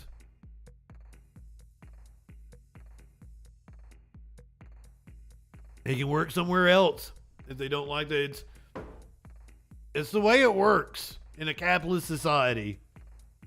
Stupid fuck. Now, will you shut the fuck up about vaccines? That was fucking 20 minutes ago. God damn. So this is a video that's probably going to get me a copyright claim on YouTube. Trump posted it to Truth Social. It is clips from different videos. God damn, will you shut the fuck up, dude? What the hell? We moved on. Why are you still yapping about that shit? My body, my choice. Well, are you pro-choice when it comes to abortion? Nobody is forcing you to get a vaccine.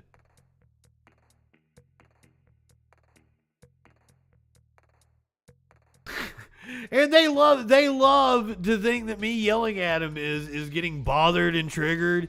Yes, you're pro-life. Of course you are. Oh, you're all for abortion. Okay, fair enough. Well, at least you're not a hypocrite in that manner. You're a hypocrite in a lot of other ways, you stupid fuck. And no, you don't bother me. Here's the thing. When you say you bother me, the thing is, I like yelling at dumb fucks. But I think that drives away a certain segment of the audience that comes for news content. So I don't want to do it too much. I'm trying to get bigger on the YouTubes and the Twitch and the TikToks and shit. Because I'm a broadcaster, and I would like to devote my time to making the shit I want to make as opposed to making shit for other people, which is what my day job is.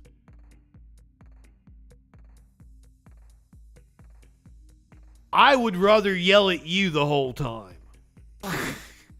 So you're not really bothering me. I'm just trying to find a balance to what is good content and will get me the most viewers. You see what I'm saying? And there are people that want to tune in and get a nice rundown of the news. They think I'm a good aggregate of news content, and they want to find out what's up in the world. Other people tune in to hear me yell at chuds. Like it's a balancing act, and I want it to be the right balance of me yelling at chuds and me doing the news. And I think it's been too much yelling of chuds tonight, and I need to do more news. Also, like I have things I got to do because I'm going on a little mini vacay tomorrow, so I can't. It's self-control indeed. I can't help myself. That's why the show is called The Troll Patrol. I like. If someone comments on my YouTube, almost certainly I'm going to respond to them. BitChute, I get on and respond to them in bulk like every few weeks. And like that's a lot of fun. They're more sparse. I don't get as many comments on BitChute.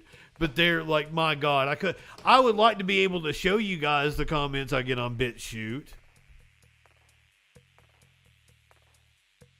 50-50 disciplining viewers and social commentary. I don't know that that's the split. I don't know it's a 50-50 split. I think the news content needs to be like a 65-70%. And I'm way too easy to get off topic. Working on it. It's easy to do here, right? Because I'm not, other than being up against it. Yeah, sure, we're friends. I think you're an idiot, but that doesn't mean we can't be friends. Where's Rudy at? I lost Rudy. Do you think we're stupid? You think we're fools?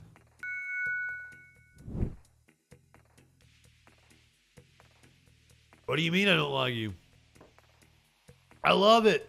You said, I think you're an idiot with the possessive you're instead of the contraction you are.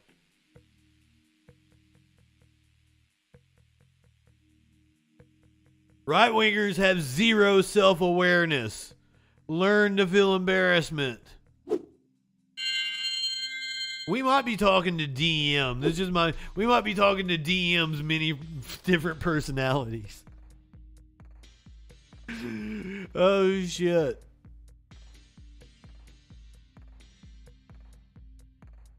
Let's watch this video. 80% news. See, I was close. News content.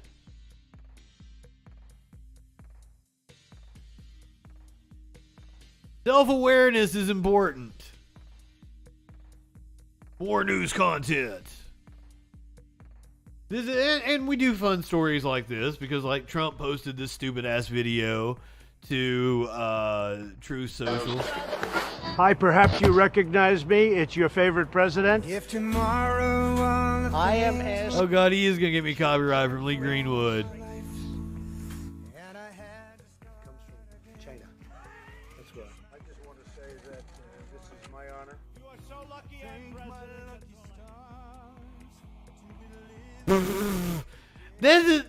That fucking clip doesn't make you look good, motherfucker. They're laughing at you. Are you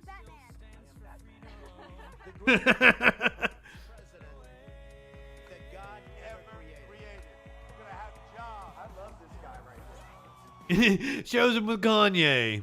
The best time is right now to show your support for Kanye. I am indeed missing that news target. What that Elliot Page be doing?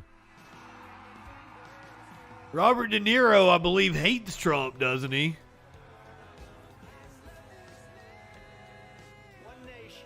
Roddy Piper would have hated Trump. We're all looking at the exact same thing. There are two camps that are seeing two different things. And I do believe that the people that are so entrenched in They're led largely by emotion. I know I've got it turned down because of the Lee Greenwood,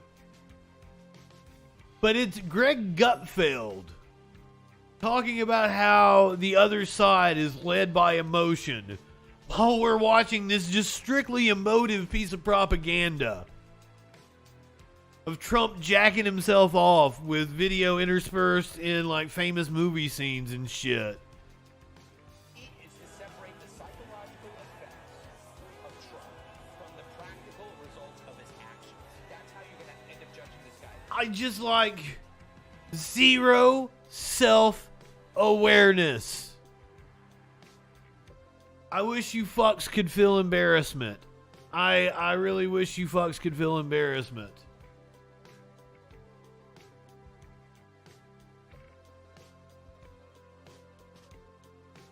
As Sky Comment mentioned in the Discord, broken clocks are right twice a day. The Supreme Court does do the right thing on occasion.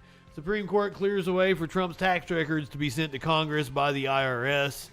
Man, is this going to happen? Is this going to happen in time for the Democrats to have them before they lose control? Oh, shit. Wild.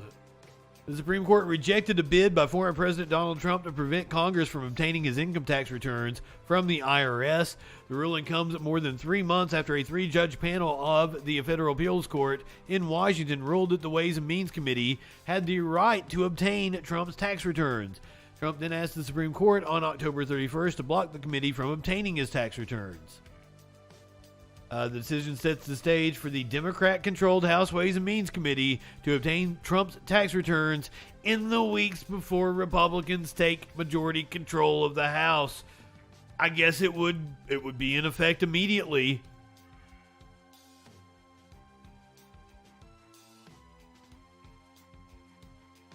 GOP lawmakers have vowed to end the committee's quest to obtain the records, and a related probe into how the Internal Revenue Service audits the tax returns of sitting presidents.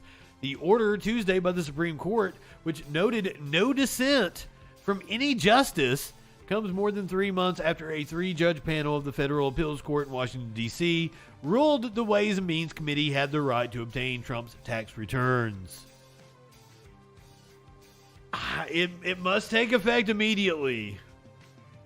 The entire appeals court on October 27th denied Trump's request to have the full lineup of the judges on the court rehear his appeal. The brief response Tuesday from the Supreme Court rejected Trump's request to stay the lower court's ruling that had cleared the way for the committee to get his returns.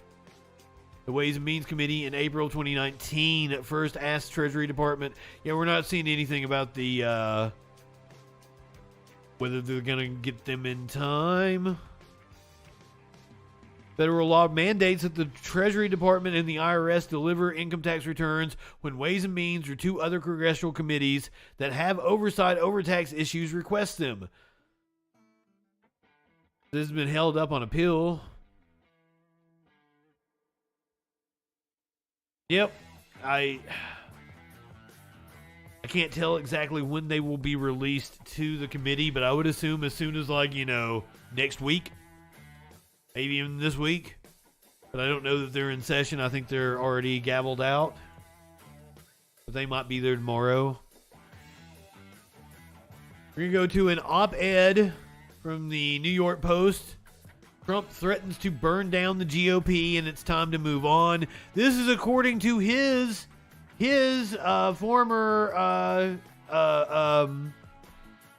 Attorney General, William Barr. We are reading an op-ed in the New York Post from Attorney General William Barr, former Attorney General William Barr. During the Republican primaries in 2016, I supported, in succession, every alternative to Donald Trump.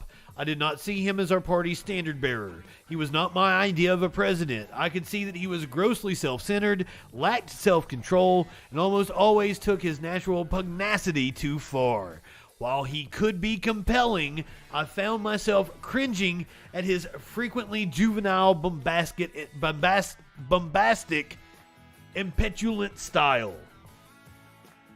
Yeah, William Barr. We all could. That was clear to everyone who saw him. I also saw Trump's strengths. Come on, man. I like the clear and direct way he staked out a position and his willingness to state unpleasant truths that many were afraid to say. I appreciated that he was willing to confront head-on difficult issues like unfair trade deals or our allies' paltry defense spending that other politicians dodged. Above all, Trump had accurately diagnosed and given voice to the deep frustration of many middle-class and working-class Americans who were fed up with the excess of progressive Democrats. The shameless partisanship of the mainstream media and the smug condescension of elites who had mismanaged the country, sold them out, and appeared content to preside over the decline of America. Motherfucker, you served in George H.W. Bush's administration. Pot calling the kettle black. You are the person you're upset about, William Barr. It is literally your party. I like that picture. That is a picture worthy of like a Justin Freakin thumbnail. But it is now clear he lacks the qualities essential to achieving the kind of unity and broad election victory in 2024 so necessary if we are to right our listing republic. It is time for new leadership. For many, supporting Trump was an act of defiance, a protest. The more over the top he was, the more they savored the horrified reaction of the elites, especially the media. I don't even get, like, that's a weird narrative to have when CNN, MSNBC, they're the reason we have Trump. They relished in the ratings that Trump brought in.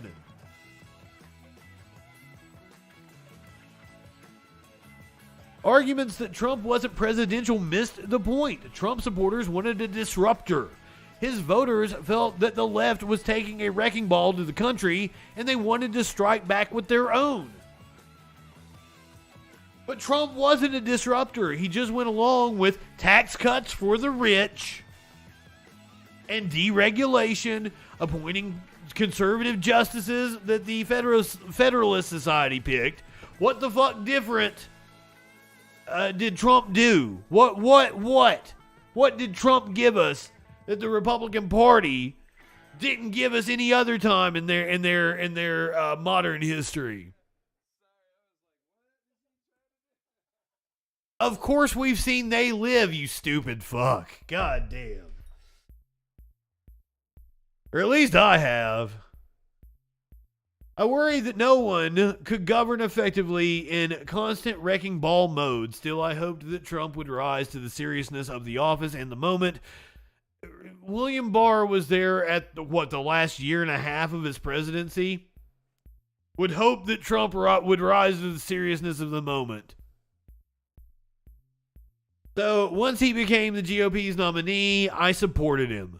Unfortunately, after he was elected, Trump brought his wrecking ball style to the task of governing the nation. He did not temper his disruptiveness and penchant for chaos.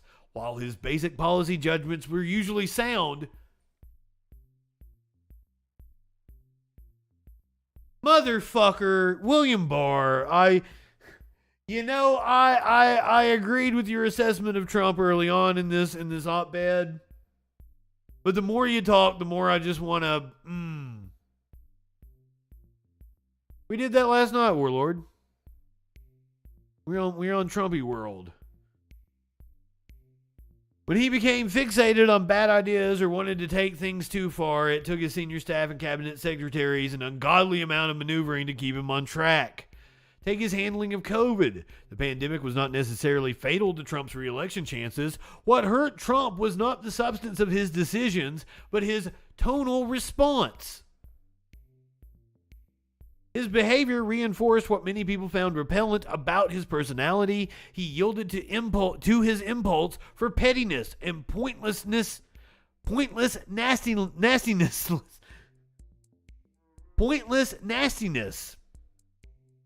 got drawn into infantile name-calling spats, and in his press conferences made everything about himself. Of course he did. Nonetheless, Trump has every reason to be proud of his administration's substantive achievements. Among other things, his tax reform and deregulatory efforts, which I just cited as more of what the Republicans have been doing my entire fucking lifetime. It's just more of the fucking same. And it doesn't fucking work. So I don't think that's anything to be proud of. And he says it generated the strongest and most resilient economy in American history, which is a weird thing to say because it crashed right after that.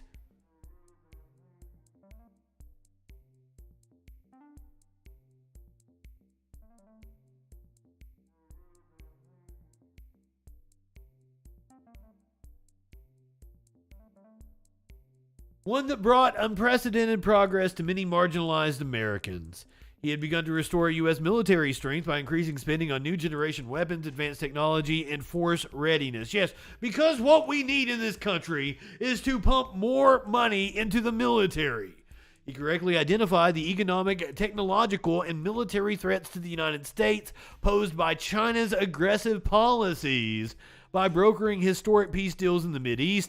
He did not. Once again, you've got to read between the lines. These were normalizations of relations with the UAE and Jordan, I believe, was the other country, just so we could sell them weapons. That's not a peace deal. He achieved what most thought impossible. Because what you just said is not what he achieved. Kikyo, good evening. He had the courage to pull us out of ill-advised and detrimental agreements with Iran and Russia, and he fulfilled America's long-delayed promise to move its Israel embassy to Jerusalem. How's that working out? Like,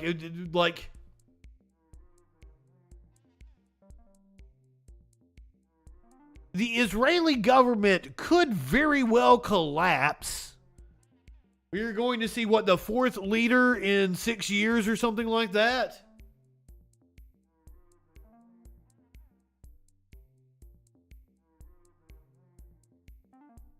Netanyahu looks to be coming back to power. We'll get the update on that.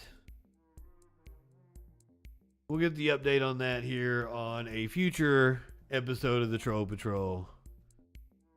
We're going to continue on with U.S. electoral politics. We're going to look ahead to our presidential election of 2024 and who the Republicans... Oh, shit. If you're on Twitch, you might got hit with a commercial break. Maybe you haven't been hit with a commercial break just yet. But I think you might have just got hit with a commercial break, and I didn't take one. And I'm sorry.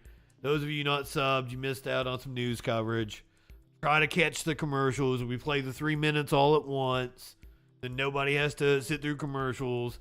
I take a pee break and go refill my drink. Okay, they haven't run yet. So I'll go ahead and do the commercial break right now. When we come back on the other side of the break, we're going to discuss the 7 Republicans most likely to challenge Trump in 2024. Lindsey Graham testifies in Georgia in the election probe. Florida wants to make it easier for Ron DeSantis to run for president and retain his seat as governor in Florida. GOP is trying to stop voting on Saturdays in Georgia. This is in the run-up to the runoff election between Herschel Walker and Senator Raphael Warnock. One of Herschel Walker's baby mamas, or perhaps, I don't know which one it is. I don't know if this is a new one. Somebody gave a press conference about Herschel Walker paying for an abortion. We're going to watch that. That happened earlier today. Fox went back to violent rhetoric Just like a day or two after they were probably still doing it the entire time, after the Club Q shooting, we're going to hear from the hero who tackled the shooter and apparently beat the shit out of him with his own gun. CNN features the liberal progressive wrestler who's riling up fans on the independent wrestling circuit. I might have made a new friend named Goldie Hoffman, or it could be really bad comedy, one or the other. She's going to tell us why Chappelle was right in his SNL monologue. Plus, here's the kicker. Fox News, which has said there is a war on Christmas for years now. Almost my entire adult life, Fox News has been talking about a war on Christmas. Fox News is going to accuse Joe Biden of being too pro-Christmas. I'm not joking. Come on, man. All that and more on the other side of the break, here on the Troll Patrol, live.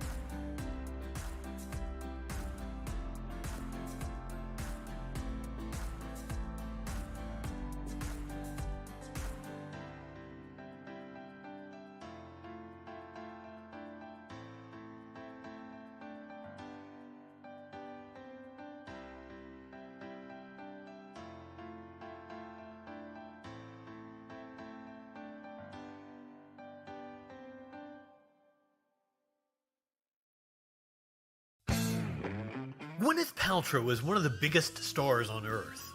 An actress, a singer, an author, an entrepreneur. She is an Academy Award winner and owner of a successful lifestyle brand, albeit with a questionable name. Why then is she stealing her ideas from a barely known comedian from Appalachia? Earlier this year, Paltrow launched her This Candle Smells Like My Vagina product under her Goop brand. There's just one little issue, Miss Paltrow. I came up with the idea for pussy candles back in 2013. It's from my stand-up comedy routine, Pussy in the Morning, where I coined the concept of a vagina-scented perfume I called Eau de Toit. The next line in that routine goes a little something like this. And that inspired me to create a scented candle, which also looks like a vagina and smells like a turned-on vagina. So you burn it, you get the smell of vagina, and then after it's finished, it looks like a freshly fucked pussy, all floppy and sloppy. So, since Miss Paltrow is clearly infringing on an idea I had that long predates her product, I would like a cut of that $75 she's charging for her ripped-off cunt candle. Please donate to my legal fund by visiting my Patreon. Show this bougie liberal elitist that she can't steal her ideas from the hardworking people of America's heartland. And I will use the money from that settlement to bring affordable pussy-scented candles to market. Available to all the masses, not just Elton John.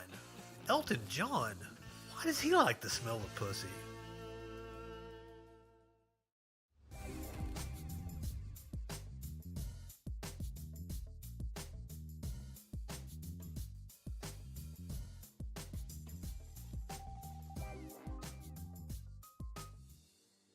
Elton John hogging all the pussy candles. Now I wish I'd went to pee. You damn right I'm selling out. I try to catch the Twitch commercials. I play them all in one time. Everybody gets commercials. I should have went and peed. I'm going to regret not doing that by the time we get to the next hour. I'm great, Lady B. How's you this evening? I owe you guys a meme. We come back from commercial break. I get you a new meme. I don't even know if I got you a new meme last time. I think I just started yelling at Steelers fan again. Oh shit. I used this one the other day. We're gonna reuse it. It's too good. I'm gonna tell my kids this is The Rock, Ric Flair, and Goldberg.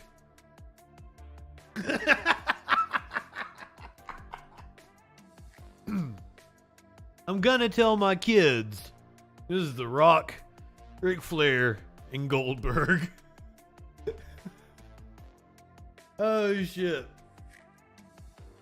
Just to be clear, I think Joe Biden is more with it than Ric Flair at this moment. I think Joe Biden has the... No. Fetterman is Goldberg. Biden is Ric Flair. Obama is The Rock. If you smell what Obama is cooking. Now, internet, don't start fucking with us again tonight. Motherfucker, you better be good. You better be good for Prime Minister's questions in the morning, too. 7 a.m. tomorrow morning, we're going to do Prime Minister's questions. Man, like, I used to be the biggest Ric Flair fan, but he has tarnished his legacy. Finding out that Chris Jericho's wife was at January 6th and that Jericho donated to Trump. My God, I loved Chris Jericho. Why'd I have to find that out?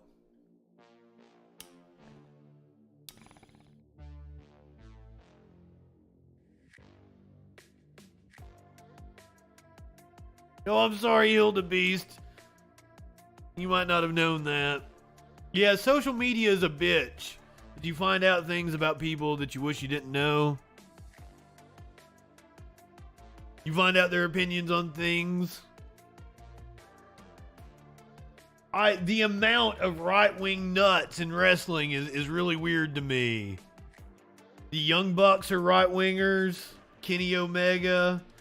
AJ Styles. AJ Styles is a flat earther. Now he won't come out and tell you that. But like all the wrestlers make jokes about it. Like Daniel Bryan has made jokes about him being a flat earther. But he's never come out and confirmed it. Az, good evening. I'm so glad to see you. We were just talking about wrestlers who ended up being right-wing morons. Apparently AJ Styles, who is the phenomenal AJ Styles, is a flat earther. Now, Bryan Danielson, however, totally based. Totally based. Speaking of wrestlers, that's a good plug for later on in the show to billboard that we're going to see the liberal progressive. CNN did a piece on the liberal progressive. He's a wrestler on the Appalachian independent circuit. He's a heel. He works as a bad guy, as a Hillary-loving liberal progressive. You might have seen him before. I think NPR's did a piece on him. Vice did a piece on him. That's where I saw him. Linda McMahon was in Trump's cabinet. Linda McMahon was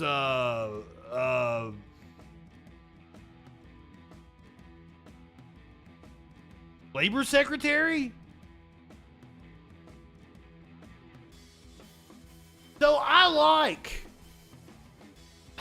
don't want to hate Kenny Omega, and I don't want to jump on the Kenny Omega, and I'm sorry for those of you who aren't wrestling fans. I gotta go on a tangent for a couple of minutes. Well, I swear, we're gonna find out what that news be doing here within 5 minutes. 5 minutes, I swear. I'm packing small business secretary, SBA. Okay, thank you. Lady B, not even in the country. Fucking A.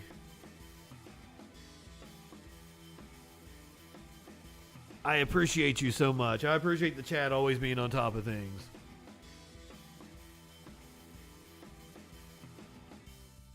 I want to like Kenny. I always liked the Young Bucks.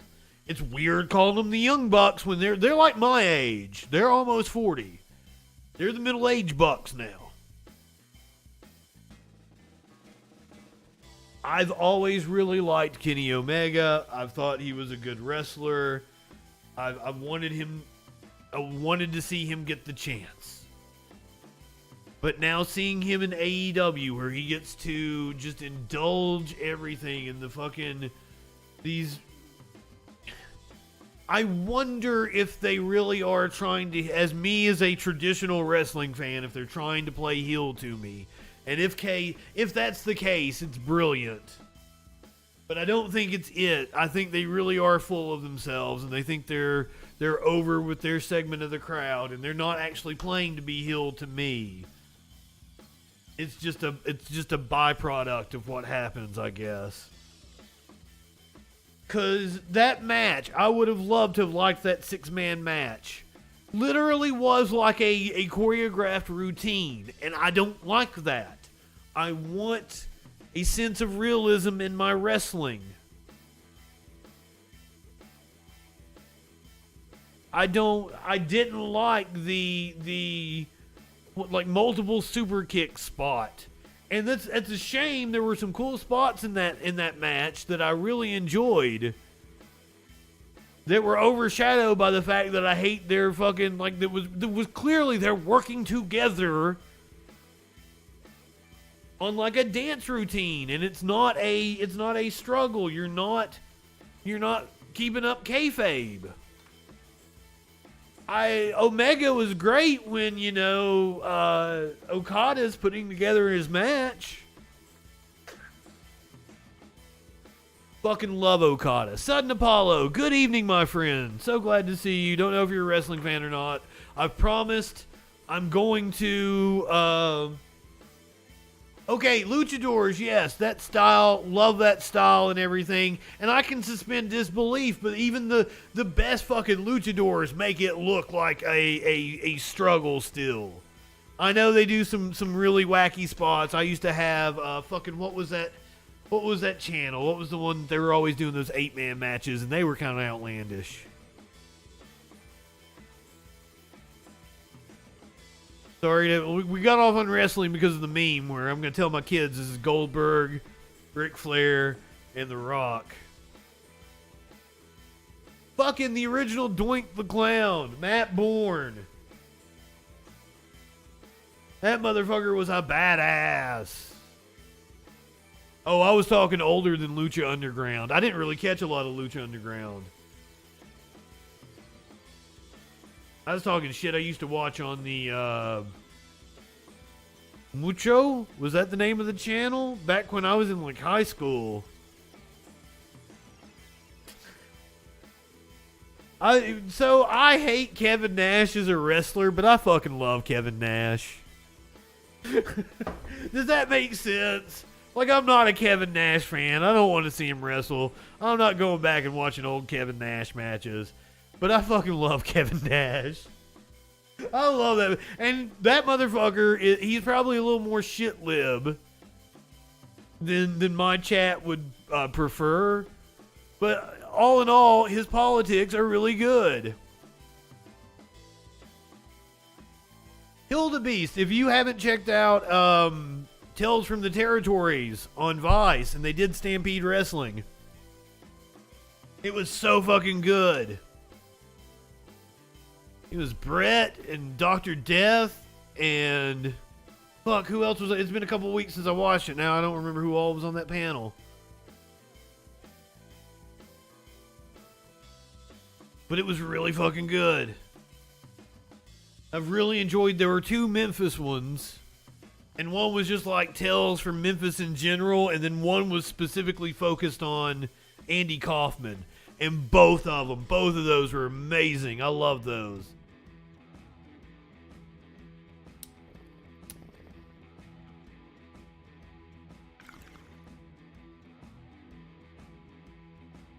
I had to acquire them through nefarious means. They are on Vice. I think the first one, I think the Memphis one is on YouTube. But you'll have to seek them out. It's on like Viceland. Maybe. I'll link you to the first one on YouTube, and it was the Memphis one.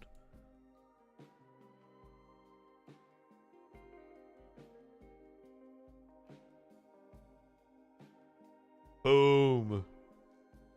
Lady B, when I was watching the Stampede one, they said something about, and Stu Hart having two sons that went on to be legends. And I was like, fucking his granddaughter. She's a fucking legend now in her own fucking right. He had a granddaughter that went on to be a legend. And arguably, you could say more of his fucking family went on to be legends. So but still, yeah, for sure, two Hart sons became legends.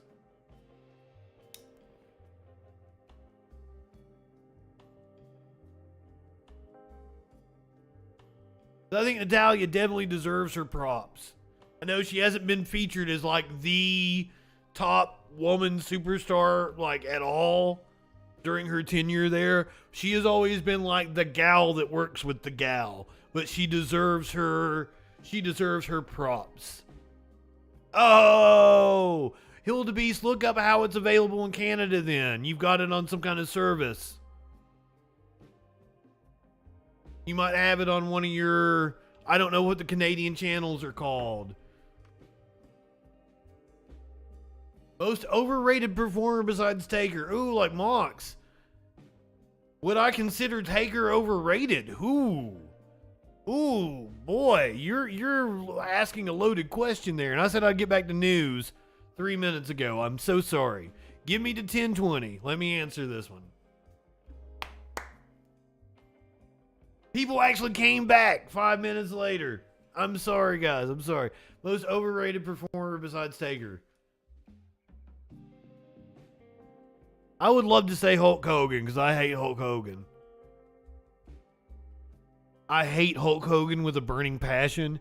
But, like, if I'm being objective, the motherfucker drew money.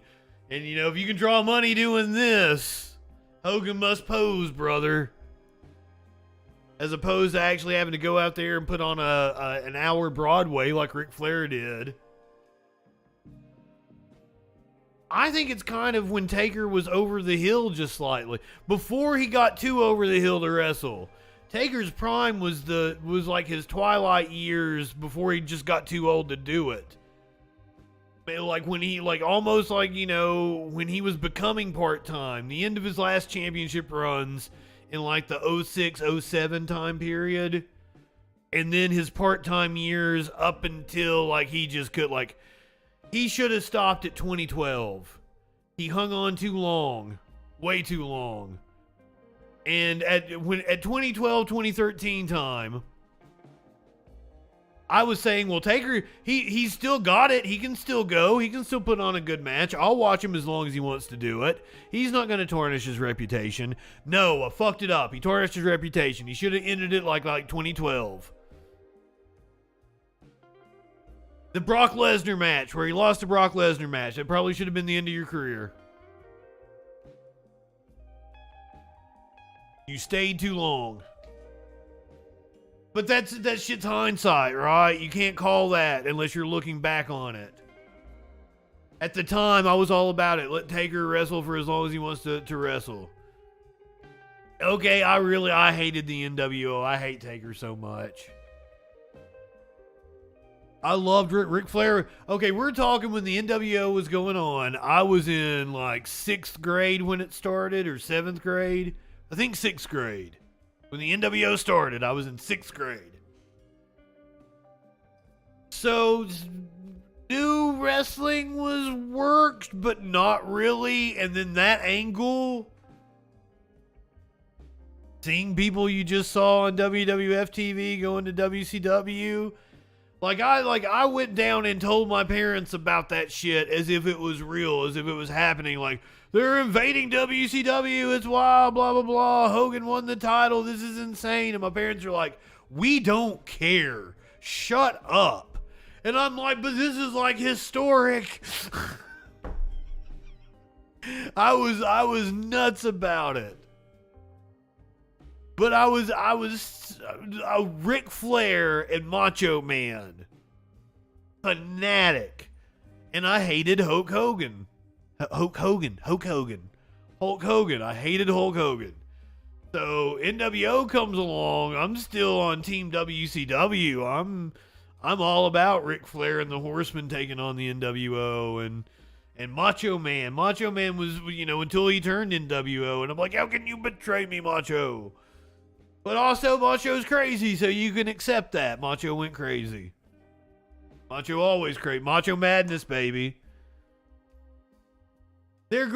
Yes and no, and also, don't think I don't still go back and watch. I watched World War III from 1995 the other night. That's I go back and watch old wrestling.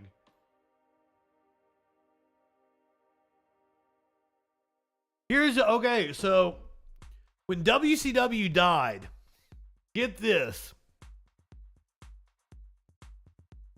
I was in show choir in high school. WCW died was it my junior? I think it was my junior year. I was in Hawaii. The night I came back from Hawaii. Fucking shit. I just spilled my bong. Fuck. That ain't good. Well, it ain't gonna go nowhere near computer shit. I'll have to take care of it. But I'm in Hawaii. I come back Monday night from Hawaii. And that's the episode where Vince is on Nitro. Now, I don't think I got back to even watch fucking wrestling, right? But I had internet. So once my parents went to bed or some shit, and that's because it was still dial-up then, I got on the internet and found out that Vince McMahon bought WCW and that he appeared on the last Nitro, and it was like my jaw dropped. And TNT did a replay of Nitro at midnight or something, and I went and watched that shit because Vince McMahon's on Nitro? Oh yeah, it was Shane, yeah. Well, Vince appeared on Nitro, though, via video feed from, Ohio or some shit. WCW was doing their spring breakout, and they were down in some club in Florida.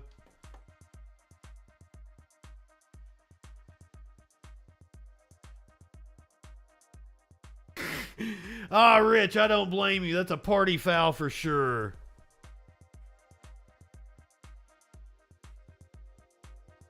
We definitely gotta get back to doing news, because as I said, I got shit to do. Gots damn it, get me talking about wrestling. I talk about wrestling all night, which we do have a wrestling story coming up. We're gonna hear about the progressive liberal on the Appalachian Independent Circuit. But before that, we've got the actual news to cover. 7 Republicans most likely to challenge Trump in 2024.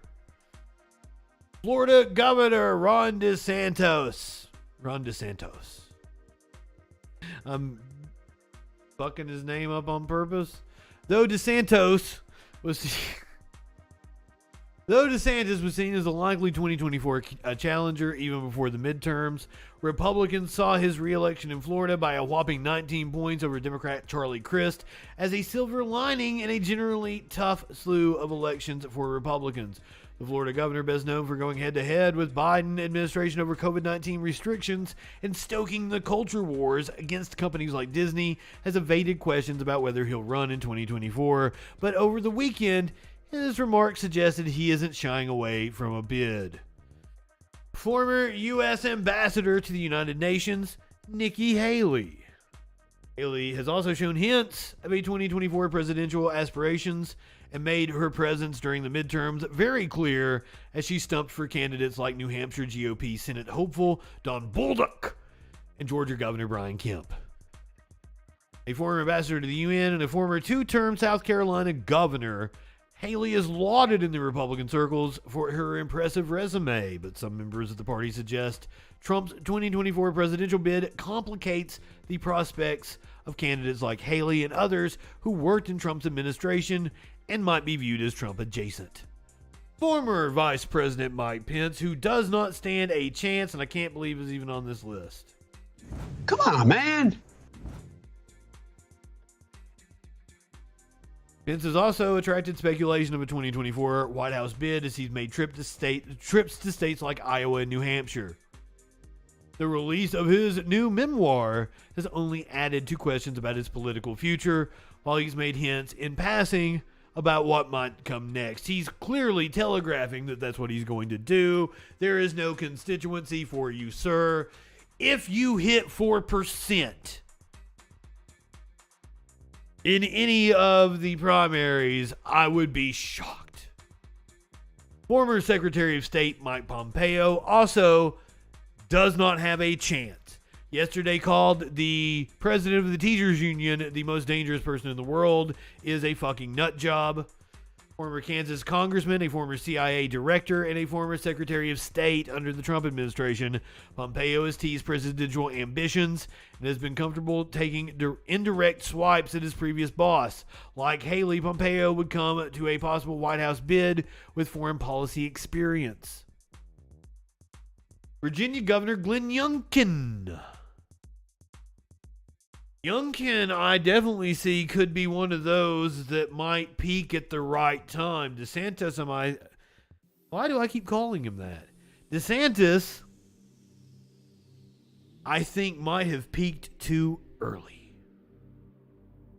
Youngkin, on the other hand, I think might be riding a wave that might get bigger.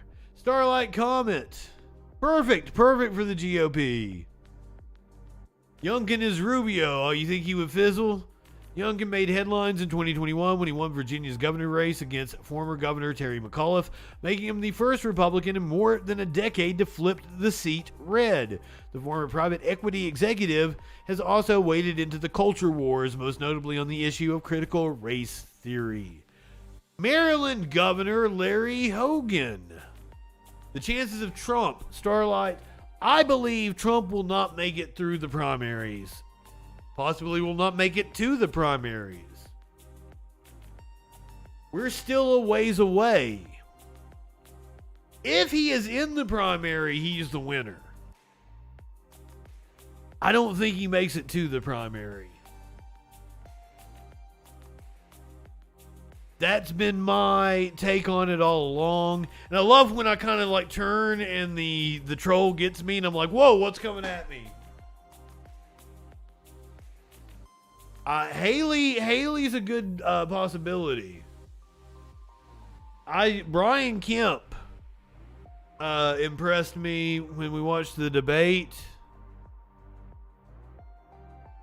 Larry Hogan, I don't think there's a constituency for him. I think he would get 4 or 5% of the vote. As I said, I would be surprised if Pence got 4 or 5% in a Republican primary. However, I wouldn't be shocked to see Larry Hogan get a 4 or 5% in a Republican primary. Senator Ted Cruz, what did he get last time? Was he running in like the teens, early or low 20s?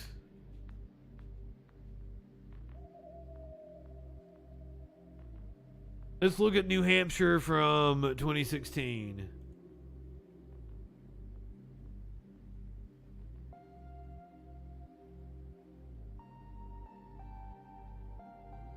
New Hampshire 2016 GOP results. Trump got 35%.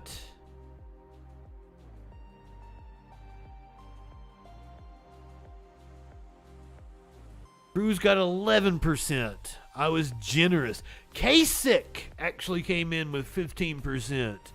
This is New Hampshire in 2016. Ted Cruz was able to garner 11%. A lot of them were splitting that vote now, because it was Jeb at 10%. It was Rubio at 10%. Christie at 7%. A lot more fractured than I remembered.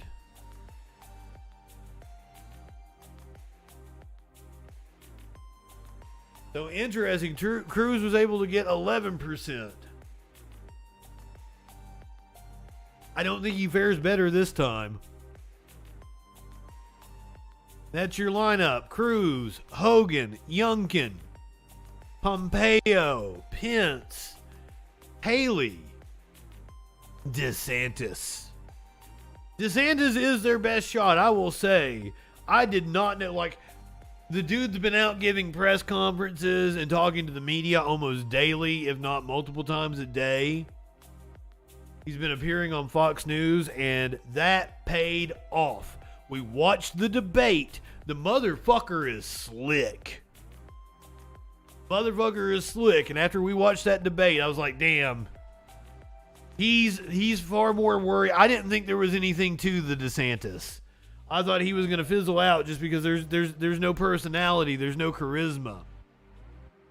But the dude is now media trained. He may not have a natural charisma, but like he has been tempered.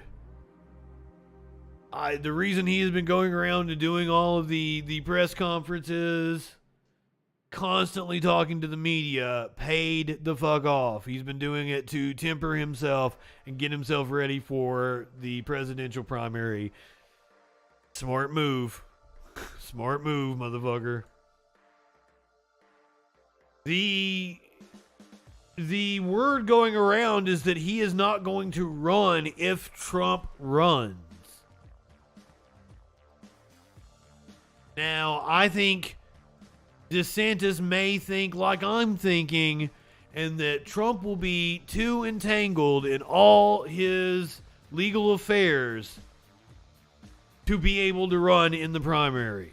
That he won't even be in the first debates. And remember how far away the primary is. It's not this January. We're not coming up on Iowa this January. Iowa will be next January. So we are still over a year from the first ballot even being cast. But we are less than a year away from primary debates. And I am going to have to get my constitution together for that one. Because that's how close we are to this shit ramping up. Is the first primary debate for the GOP is more than likely going to happen in July. I'm calling it now. It probably happens in July. But for sure happens by the end of August. As they're going into sweeps.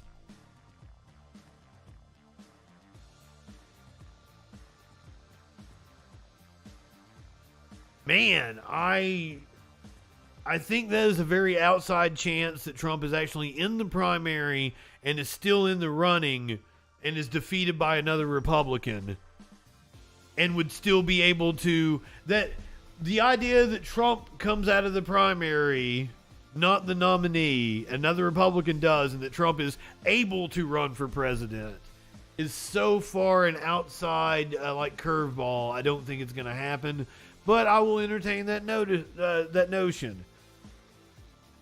I could totally see Trump starting his own party and getting on the ballot or writing campaign and actually being. I don't think he would be able to take enough of the vote to win, but could totally take enough of the vote to totally hamper the Republican nominee.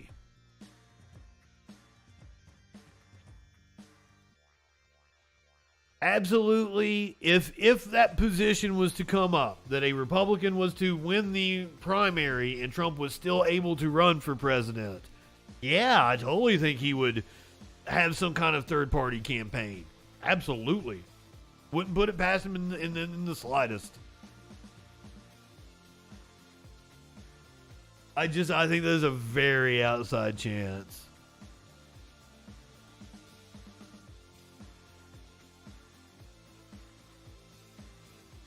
His ego would not let him go third party? I would think his ego would let him go third party. It's almost certainly a losing effort. But it would be enough to fucking really hamper the Republican. He would take he has an ego on him indeed.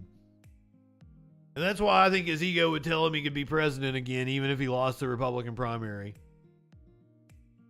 U.S. Senator Lindsey Graham questioned in Georgia election probe. Senator Lindsey Graham testified before a special grand jury that's investigating whether President Donald Trump and others illegally meddled in the 2020 election in Georgia. The South Carolina Republicans' appearance before the panel came after a drawn-out legal fight that went all the way to the Supreme Court, as Graham tried to avoid testifying. He had argued that his position as a senator shielded him from questioning. The courts rejected his assertion, but did rule that prosecutors and grand jurors could not ask him about protected legislative activity. Graham's office said in a statement that he spent just over 2 hours with the special grand jury and answered all questions. The senator feels he was treated with respect, professionalism, and courtesy. There you have it. The grand jury has heard from Lindsey Graham.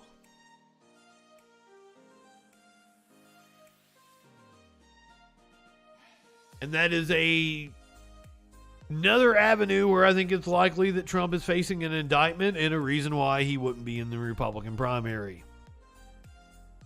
I think he is almost certainly facing indictment from the now special counsel.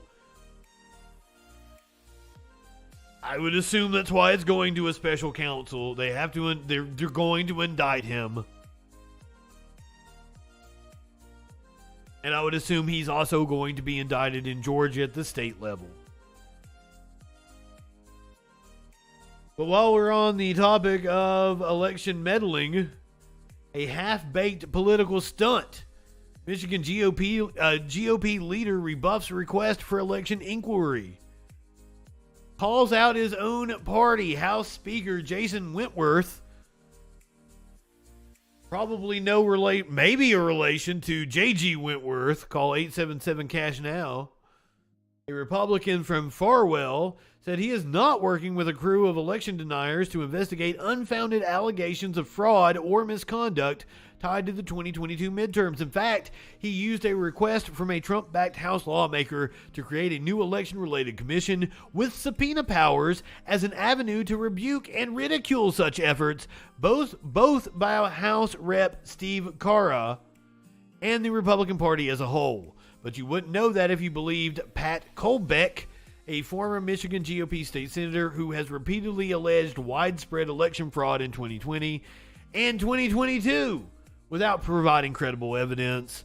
On Saturday, organizations called Michigan Fair Elections and Pure Integrity Michigan Elections, two network of election deniers established after the 2020 race, sent a message to supporters and others from Colbeck. I have been requested to provide affidavits of election fraud within 24 hours in support of discussions with the Michigan Speaker of the House, Jason Wentworth, Colbeck says in a message. The purpose of these discussions has been to obtain an investigation into the 2022 election. Documents obtained by the Free Press show Carra did ask Wentworth to establish the new investigative entity, while Wentworth's lengthy response pokes fun at Carra's rationale and notes the unprecedented nature of the request. The speaker did ask Carra whether he had any evidence to support his allegations, including signed and notarized affidavits. That's what you heard from DM. He kept saying affidavits the other day. It will be difficult to take them seriously otherwise, Wentworth said in an email to Carra and other House Republicans. Carra and Colbeck worked together in the past on efforts to undermine the 2020 election. Despite Wentworth's tone, it appears they took his response as a green light to solicit affidavits.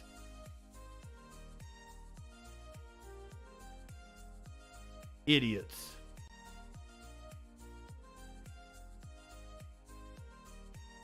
We talked about Florida earlier and DeSantis' 2024 aspirations. GOP lawmakers in Florida want to change state law so DeSantis can run for president in 2024 without resigning as governor. Top Republicans in Florida legislature said Tuesday that they'd be willing to change state election law so that Governor Ron DeSantis could run for president without resigning from his current job. I think it's a great idea, said Florida House Speaker Paul Renner in a press conference with reporters at the state capitol when asked about potential changes to the state's so-called resign to run election law in the forthcoming legislative session. I think we'll look at that. Senate President Kathleen Passidomo echoed Renner's comments, saying it would be an honor to have someone from Florida running for president. She agreed with Renner it would be a good idea to change the law. If an individual who is from Florida, who is a Florida governor, is running for president, I think he should be allowed to do it.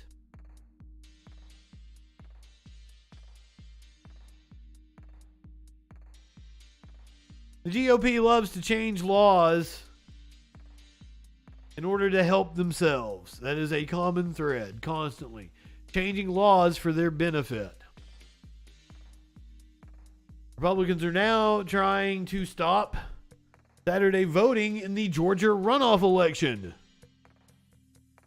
Republican groups appealed to Georgia's highest court on Tuesday in an attempt to prohibit early voting this Saturday in the U.S. Senate runoff election between Democratic Senator Raphael Warnock and Republican challenger Herschel Walker.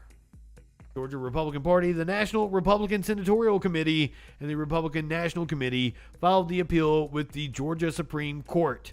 They are asking the High Court to issue an emergency stay of a lower court ruling that said Georgia law does allow voting this Saturday. The runoff election is scheduled for December 6th. The time-sensitive legal battle began after Republican Secretary of State Brad Raffensperger issued guidance to county election officials that said early voting could not be held on November 26 because state law says it is illegal on a Saturday if there is a holiday on the Thursday or Friday preceding it. What? Thursday is Thanksgiving and Friday is a state holiday. Why is Friday even a state holiday?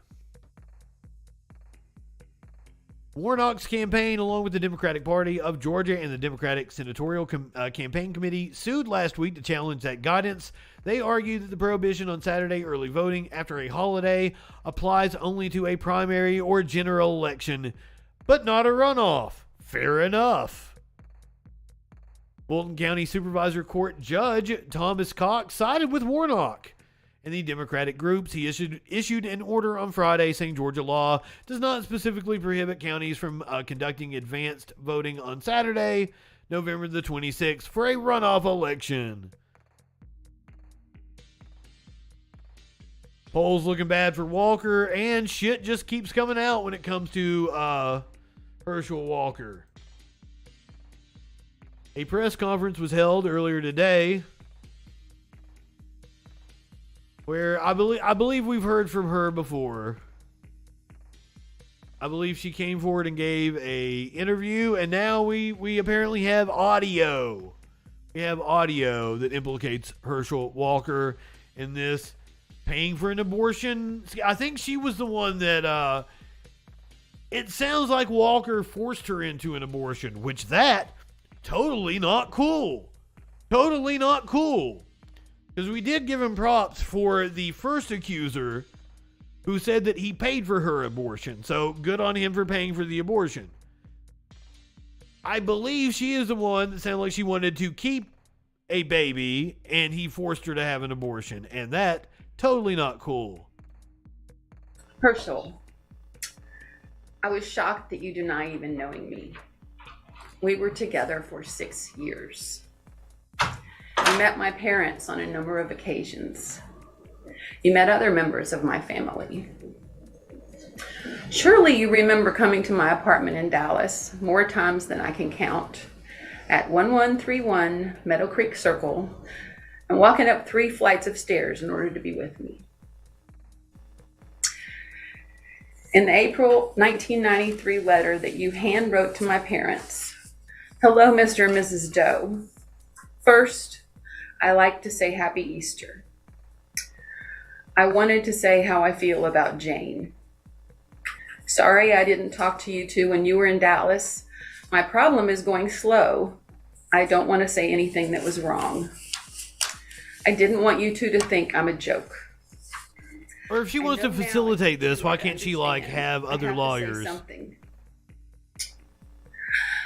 I do love your daughter, and I'm not out to hurt her. Nix, good evening. She has been a strong backbone for me through all of this. She has not done anything wrong. If you two think what I'm doing is wrong, I will withdraw until I'm out of this mess. I'm sorry if I've put your family through so much, but loving someone sometimes makes you blind. If I have been blind, you two have to tell me, but I do love your Jane. I will always. I can't ask for you two's blessing because in God's eyes I may be wrong. My heart will still love her, and God knows so. God knows, so he can't say this is wrong. Thanks for taking the time to read my letter.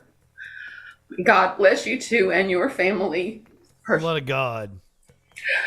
Herschel, you wrote me a letter in the summer of 1993. You wrote, quote, I am sorry I have put you through all this stuff.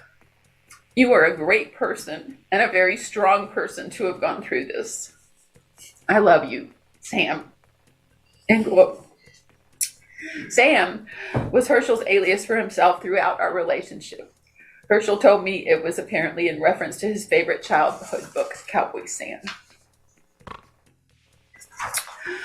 Herschel, I never thought you would deny knowing me or our relationship. Are you really willing to do anything, including lying to the voters in Georgia to become a senator? Do you have the guts to meet with me in person in public? Whoa. Look me in the eye and tell me to my face that you don't know me and that none of what I just said is true. I'm looking forward to your response. As you all know, Dr. Fauci is retiring. That was we already did Dr. Fauci. That was a press conference from earlier today. Yeah, there's no more to the story there. It's just this transcript. So there you go.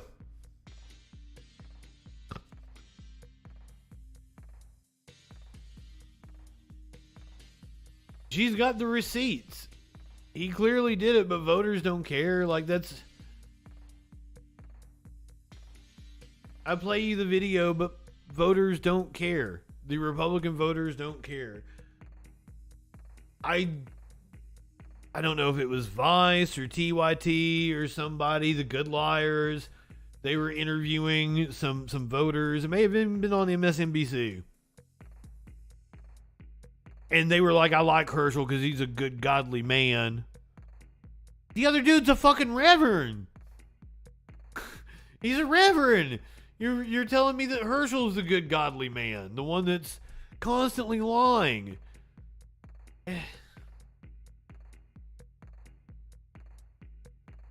Yeah, I think the runoff is good for Walker. I think he'll win by 4 or 5 points pretty easily. I'm pretty sure. All right, last night we highlighted, I was on really late. I rambled a lot, and I was on till like 1 in the morning. We watched Tucker Carlson from last night, and we watched his response to the shooting at Club Q, and it was disgusting.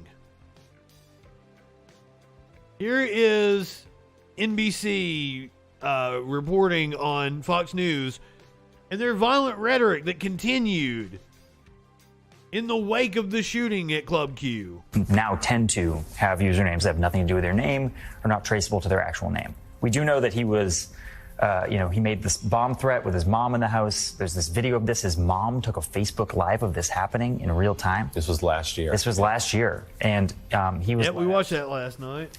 That is the unclear thing. Here he is, arriving back from jail. And she called police from inside, and they showed up in tactical gear. And he said he was ready to for hours. And he said he was ready to blow on this Facebook Live. He was ready to get into a firefight over it. And obviously he was brought in, but prosecutors did not go forward with the case, and we're still digging through and trying to figure out why exactly that is. Yeah, and the case was sealed, which is that part is not particularly different in Colorado law.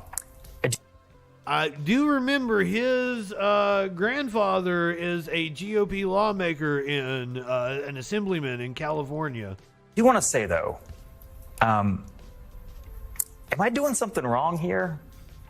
Here are some headlines that I wrote the last 6 months. Fueled by internet's far-right machine, anti-LGBTQ threats shut down trans rights and drag events. Remember, there was a drag event happening in Colorado. Anti-trans stalkers at Kiwi Farms, which is a anti-trans website that stalks people, are chasing one victim around the world. Their list of targets is growing. That was a couple months ago. Poor Kevils. Doctors under threat from far-right activists for providing trans care. Boston Children's Hospital faces bomb threat after right-wing harassment campaign. There were 3 of those bomb threats. FBI charges Massachusetts woman with Boston Children's Hospital bomb threats, so they found one of the people. At least 20 Republican politicians have claimed that schools are making accommodations for students who identify as cats. That was before the midterms. Here are 3 more from my colleagues in the last 3 weeks.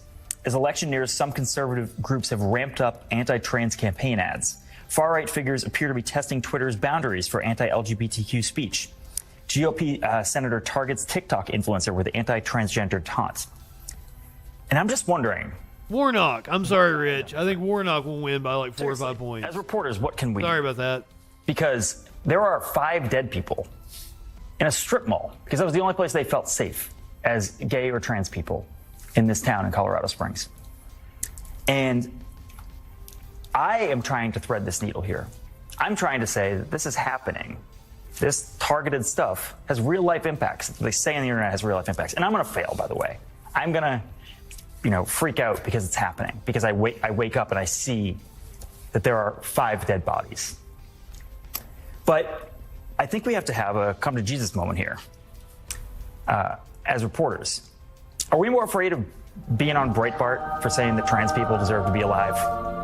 Or are we more afraid of the dead people? Because I'm more afraid of the dead people. I don't want Jessica Collins on a Sunday and see that all of these headlines came to fruition. Well, what do we do about public officials at local level, state level, federal level, who try to inject the fear of the very word transgender into school issues? That a transgender person might be trying to be on your son's or daughter's softball team. Right, and that's the biggest worry, right? That can't be allowed. Right. They're dangerous. Why are they dangerous? We never probe the motive of these politicians who cheaply, absurdly, and evilly throw that issue around. Right. This is good. Economy that we live in means they get more clicks for it, and they end up on Tucker Carlson. They end up on the highest rated show on cable news. And last night, by the way, Tucker attacked my colleague Brandy Zadrozny, who was co-filing on almost all of these stories. Not me. He attacked Brandy, of course, but he attacked Brandy. Exactly. And he went right back into this idea that some they is trying to groom your kids, trying to sexualize your children, right? Yeah. Who's the they, first of all? Yeah. And second of all of her reporting was right. All of it was right.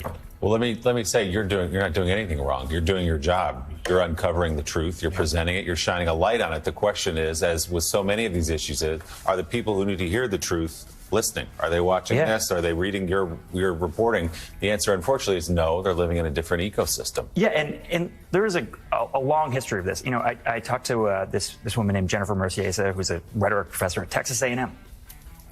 And she was telling me about this thing called hate objects that come up in, pre-fascist governments, where they take people they describe as degenerates, right? Mm-hmm. And dehumanize them. Germany was, in fact, gay people who played with, gender conformity. We've seen this story before. Contributing to the downfall of society. They are the reason that, things cost more, that the crops aren't coming up, right? We have been through this in the past. It's very dark. And the people playing around with this don't take responsibility. They go right back into it. But again, these bodies are not in the ground yet. Yeah. And they're being used as political props right now. So I am open and I want to hear how I can remember DM, who is a right winger, pays attention to all that right wing media, totally on the Bongino cock. DM accused us of playing politics with these lives. Tell these stories better. You're doing your job, as really just pointed out, Ben. Sadly, culturally, historically, if you've got two items you're selling, one is fear, the other is hope. It's easier to sell fear in this culture. And also, algorithmically, it's easier to sell fear because the hate gets the clicks, the hate gets the people tuning back in.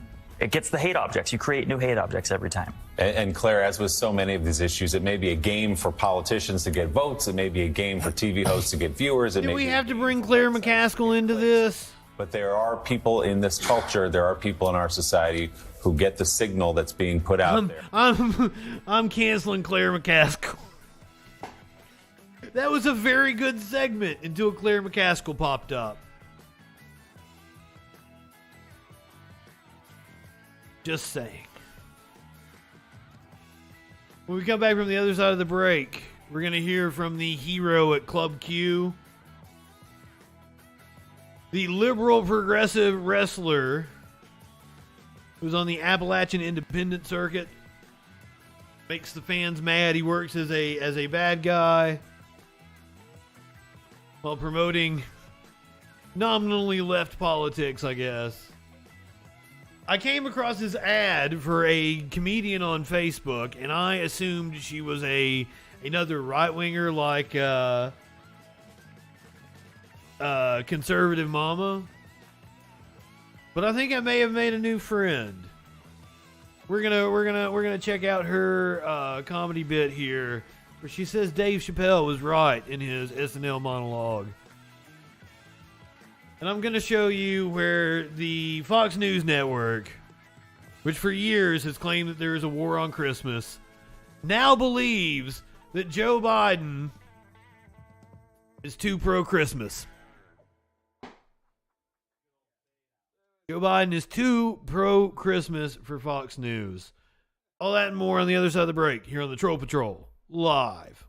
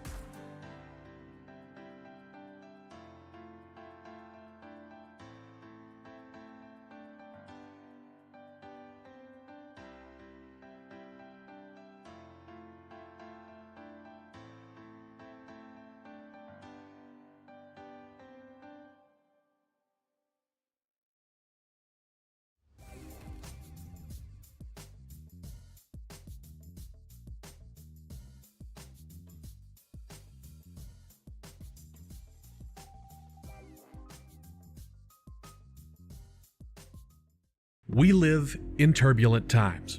The media is full of deception, conspiracy theories, and fake news.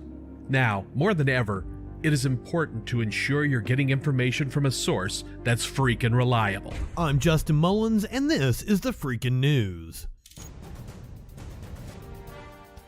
Get a breaking or interesting story with a humorous twist in about a minute weekdays, 8 a.m. Eastern on YouTube, BitChute, Odyssey, and more.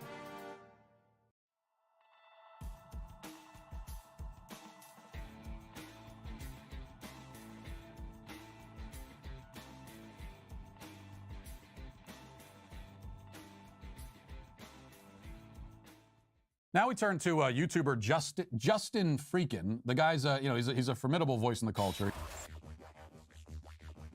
Uncensored and unfiltered political talk and debate from a leftist perspective.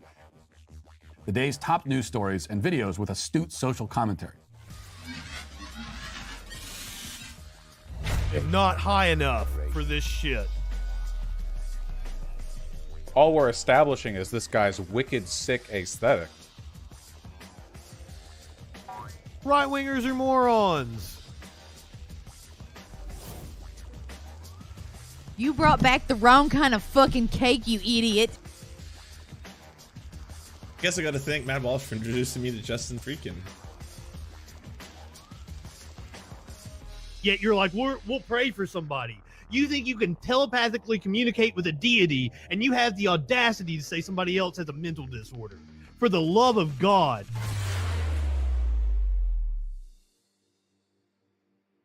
Guess I'll need to make a new one of those. Everything looks different now. I like the new layout, but I miss things about it. I miss aspects of the old layout. Let me see if my bong still works after I knocked it over. I think it had too much water in it anyway. Ah, ha, ha, ha, ha. Welcome back from the commercial break, by the way. I debated on whether to put the turkey in the background. I didn't know if I liked it or not. But I like now I like, and I think the thing was originally I still had the rainbow border around my camera. And that's when I originally put the turkey up there, and I was like, I don't like that at all. But now that I got the brown border on my camera, I like the turkey in the background. I think the background looks good. It's the usual, you know, liquid lava background. Bluish purple. But just a picture of a turkey.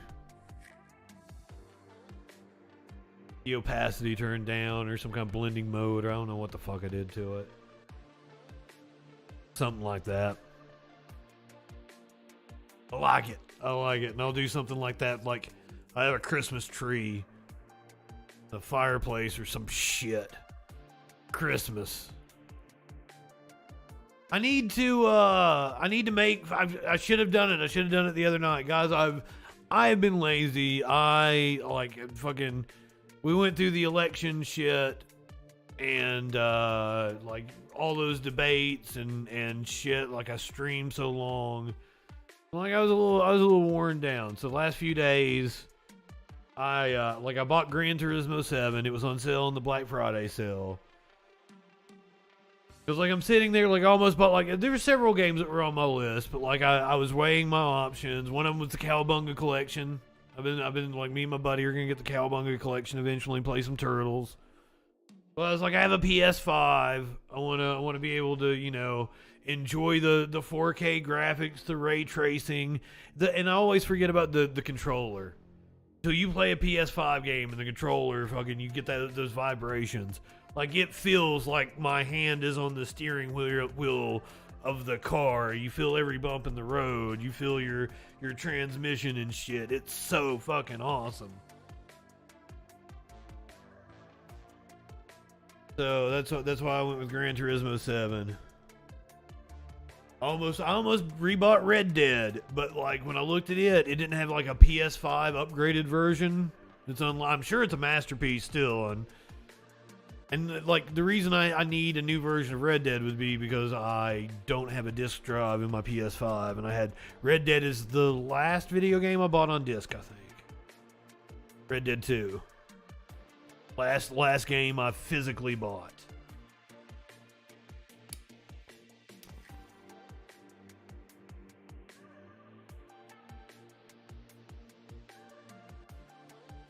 I'm all about the digital. Now, a lot of people, collectors especially, they hate the digital. Understand. Totally get it. Especially like being able to yank games. They're games that aren't available to you through legal means. That's one of the reasons why I'm not so like nothing is ever going to go away completely, so I'm not all against the digital transformation of media.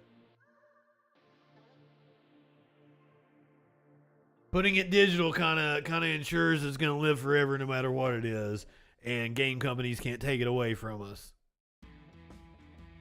I understand the whole rights management issue and shit. I get it. I'm there. I'm with you. I like digital though. I'm completely digital now. But also, I say I'm completely digital and I make it sound like it's easy. I've got like multiple 10 fucking terabyte drives in this computer. Makes it a hell of a lot easier to have all your movies and video games and music and shit digital when you got a shit ton of storage space. Not only do I have like multiple 10 terabyte drives in the computer, I have multiple 10 terabyte external drives.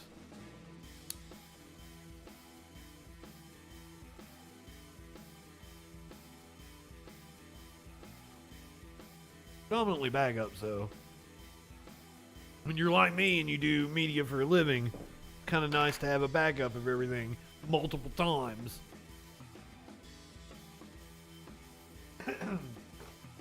I have a sound library of sound effects,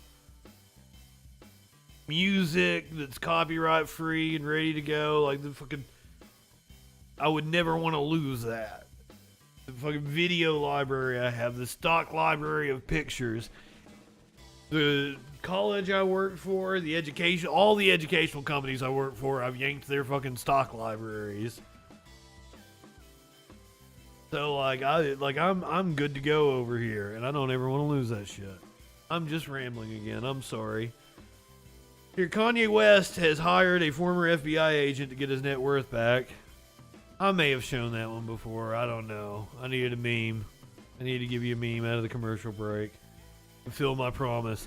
Don't forget. We're going to be doing. Oh, dude, I am bald. I'm totally bald.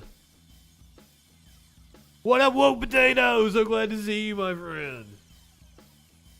I need to get up with you. You're gonna be a. If you have the time, I'm gonna get up with you, and you need to come co-host my Friday night comedy show with me. We do rotating guest hosts. I'm always trying to bring on new people. We have a lot of fun, but I am indeed bald. And should Trump get indicted, I will indeed be shaving my head. Hell yeah, I'll get up with you after the holiday here. Are we friends on the Discord and shit? If not, I'll seek you out. Oh, Mox! Am I bald because of the do-rag or the do-rag because I'm bald?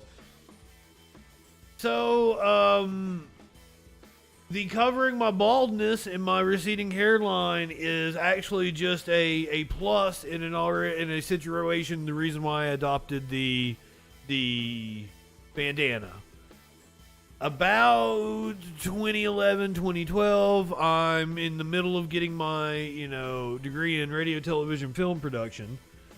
And I'm doing a lot of filming.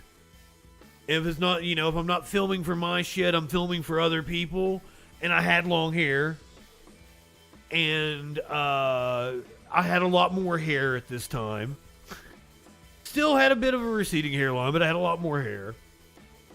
And the bandana was a great way to keep the hair and the sweat, because I sweat profusely. I sweat fucking profusely. It was a great way to keep the hair and sweat out of my eyes, so I didn't get, because if the sweat gets down in the eyepiece, because you don't want to use the viewfinder on a digital camera, right? Like, it's not going to give you the best look at what you're doing. You want to always use the eyepiece. And if you sweat a lot, which I fucking do, it gets down into the eyepiece, and you've got to constantly be wiping your eyepiece. So the bandana came in really fucking handy for that. And then I started doing stand-up comedy, and I sweat profusely on stage under the lights, and the bandana helped me from not having my fucking eyes be full of sweat. And then also it covers up my bald spot, and it's just like a win-win. It's a win-win. It's a win-win-win-win.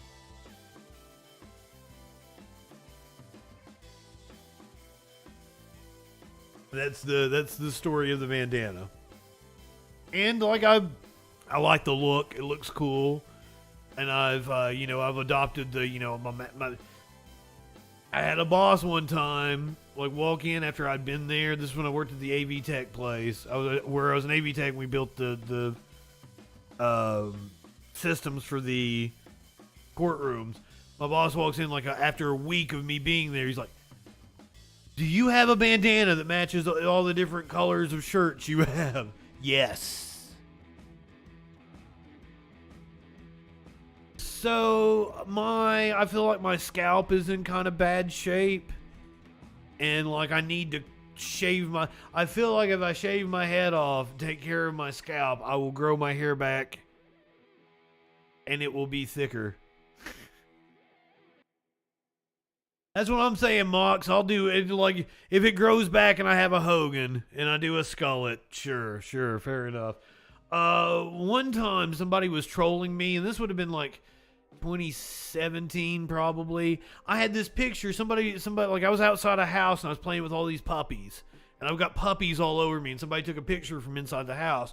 But you see my bald spot, and some dude was trolling me on Facebook and called me Captain Cul-de-sac, and I died laughing. Oh yeah, I get because I listen to podcasts, I definitely get the keeps. Keeps is not one of the ones I've been offered through Stream Elements. It's been like Raid Shadow Legends, Hello Fresh. As I said, I might have done it. I might, if it was just go and create a code and using people to sign up was how, like, it was, because I'd just make a commercial and play it during the commercial break when I go pee. I'd be like, cartoon me fucking around with HelloFresh or something. I'd do it. I'll go for it. But you have to put like a you have to put a fucking thing on your overlay. I ain't gonna do that. Got it. See, I'm getting more and more spam on the YouTube. I think I'm doing something right. It's sex-69.fun. I would assume you, of all people, live in sexual anarchy. You live in sexual anarchy? You can put some cherries in there. Pop that cherry. Oh, goddamn. Oh, right. That's right. We got a hero to hear from first. Then we'll move on to some funny shit. This is the man that tackled the shooter at the Q nightclub. I did not catch his name. I would assume we'll get a lower third up here. Listen, there's video and all kinds of stuff. I don't know if I'm even telling it right. I just know I got into mode, and I needed to save my family. Richard M. Fierro. Listen, there's video and all kinds of stuff. I don't know if I'm even telling it right. I just know I got into mode, and I needed to save my family. And that family was, at that time, everybody in that room. And that's what I was trained to do. I saw him and I went and got him. And that's the thing that kills me. As somebody who has spent plenty of time in these types of spaces, they are incredibly welcoming. I saw somewhere someone say this was this dude's first drag show, but he felt like they were a family. That's the environment that these people build. That these fucking terrorists are trying to take away from people. Trying to take away from us. And it's sad. And when I pulled him down, infuriating. I was in him. I want to kill you, guy.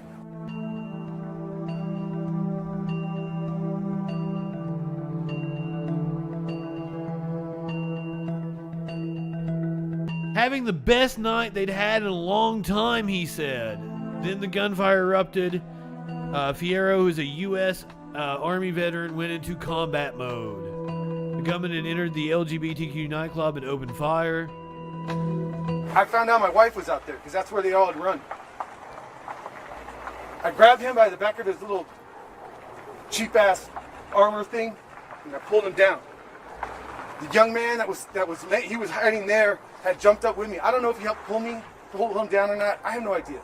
Okay? That guy did the same act. Amazing. Pull the dude down, pin him against the side, and just started. Oh, I think he went for his pistol. I don't know. Either way, I grabbed the pistol from him. And then I told the guy, move the AR. The kid in front of me, he was at his head. I said, move the AR, get the AR away from him. And the kid did it. And then I started wailing on this dude. And I told the kid in front of me, kick him in his head, keep kicking him in his head. Kick him in his head. Somebody call 911. The kid was either tired, or I didn't even know if he was hurt. I still don't know what happened with him. But he slowed down the kicking. And I'm beating this guy. This guy's trying to wiggle. He's trying to get his ammo, his guns. One of the performers walked by, or was running by, and I told her, kick this guy. And she took her high heel and stuffed it in his face, or his head, or whatever she could hit. Police arrived at the club. They handcuffed Fierro and held him in a police car for about an hour while they sorted things out. Remember, we had a Steelers fan in here earlier who was like, oh, well, they didn't shoot this guy when they came in. Oh, shit, they detained him for an hour, though, because they didn't know what was going on. He said he didn't begrudge the officers for doing that. Killed in the attack were Kelly Loving, Daniel Aston, Derek Rump, Ashley Pugh, and Raymond Green Vance. Fierro says he is not a hero. I feel for every single person in that room. I feel no joy. I'm not happy. I'm not excited. That guy is still alive, and my family is not. I tried to finish him. I don't know. Maybe he's still in the hospital. I don't know where he's at. Don't care. So that is the reason why he was hospitalized. Dude tried to make sure that he didn't see another sunrise. As far as I know, the suspect is still hospitalized. I have not seen an update. Oh, Mox, can't go one story without ACAB, you say.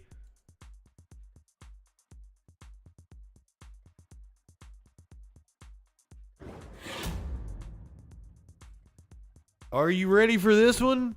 We have been following this story for several days, and this is a... Who didn't see this one coming? Incompetent Idaho cops likely obliterated crucial evidence and have botched investigation in student's murder, says source connected to the investigation, as cops expand search area near crime scene. Oh, he's been moved to the jail? Thank you, Mox. Thanks for the update. A source close to the investigation into the grisly murders of 4 college students in Moscow, Idaho, said cops likely obliterated evidence. The source's comments come as cops were seen on Monday measuring tire tracks at the crime scene a full 6 days after the victims were discovered. The source said cops should have attended to that evidence on the first day of the investigation and that they likely compromised other evidence too. Also on Monday, officers appeared to expand their search area by cordoning off a section of the woods behind the house as they searched for the murder weapon. Gonclaves, Madison Mogan, Zaina Kernudel were stabbed to death on November 13th. Zaina's boyfriend, Ethan Chapin, was also killed. Wonder why it specifies the 3 were stabbed and he was also killed. This is the Daily Mail. This is rumor, but I did see it from other sources as well. Moscow Police Department Chief James Fry gave a blundering press conference on Sunday in which he couldn't answer to basic questions about the crime. But yes, Mox, thank you for pointing out it is the Daily Mail, and they are pretty sus. You should always be suspicious of the Daily Mail.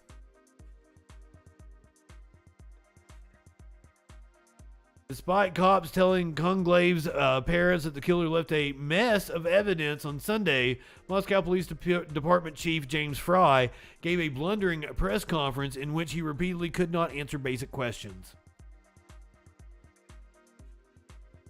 Do we have any video? Daily Mail is usually pretty good about including video. A lot of photos. Don't really have a video hit on it. This is the coroner, and we had that update the other day. One of the reasons why I do like the Daily Mail is all of their shit is well. Oh, here we go. Here's the the person that was inside the home that called 911. That was not one of the roommates. Can you conclusively rule that? This is a press conference at this point. I don't think I said that it wasn't one of the roommates. I said that it was used with the roommate's phone. I believe somebody asked if that was the killer, and you said no. No, that's correct. Was there someone there other than the two roommates when police responded to the home? So will you clarify that for me? You're not confirming a roommate called 911, but they used the roommate's phone. So was there someone else at the home other than those two roommates? There was other friends that had arrived at the location. How many? Everybody made the call. Honestly, I'm not quite sure at this time, to be quite honest. Do you guys have any idea if the killer's still within the community, or are you looking outside the community for the killer in terms of their physical location? We are looking everywhere that evidence would lead us. I can't say if the person's here. I can't say what community the person's in. We're utilizing every resource we can to make that location of that individual. Woke potato, that wouldn't surprise me, or somebody that was former law enforcement. It's paramount, and that's why we brought in the resource that we brought in to keep our community as safe as we can. Being so close to the border, does that make it kind of automatically an interstate investigation? Can you comment on that? I cannot comment on that. I'm not even aware. If you look in Washington at all, I guess, for... We're looking Ow! Fucking shit! I'm going to take Sorry, the more questions. Kitten got me. Do you still believe this attack was done by one perpetrator? And if so, how does one individual kill 4 people at night and not wake up the other 2 roommates? Our investigation will continue to look at all avenues of that investigation. I cannot disclose any of that information. I don't even know that information at this point in time, and that's why we're continuing to investigate. You don't know how this happened without the other 2 roommates hearing it or waking up or noticing? We do not. Ow! Ow! God, she's so bitey and she's so clawy. Hi, Angela Palermo, Idaho Statesman. You in hurt. the press release yesterday, you stink. confirmed that the victims were found on the 2nd and 3rd floors of the home. Can you say which wanna of the see her victims again? were found where? I'm not going to go ahead and disclose that information. They were found on the 2nd and 3rd floor, and that's as far as we're going to go with that part of the investigation too, because all those key pieces. Yeah, we're talking about a murder investigation. I'm over here like, Last you want to see this 6-month-old kid, or 6-week-old, 7-week-old kitten I got here? Look at this kitten. Say hi to him. Say hi, Trixie. Say hey, Trixie.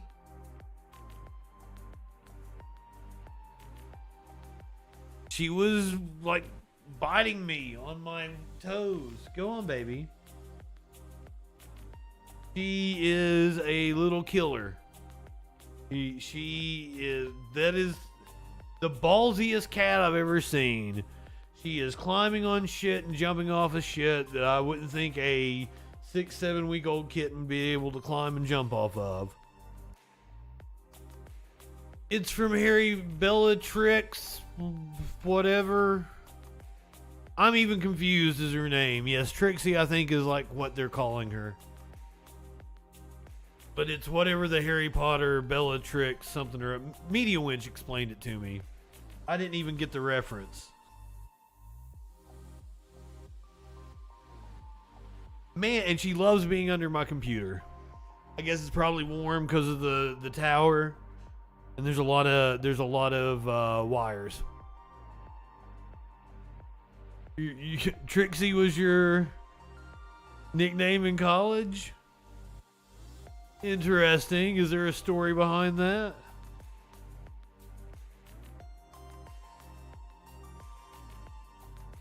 You can tell me in a DM if you'd like. If that's not a exactly, the computer's warm, it's putting out hot air. I'm sure she loves it under there, and there's a lot of cords for her to play with. She's apparently, like, I had like a stereo cable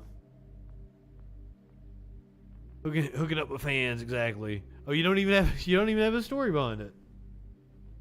Fair enough.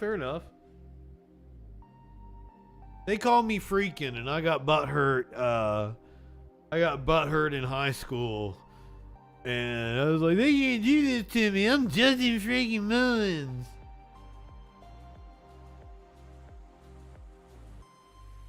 I was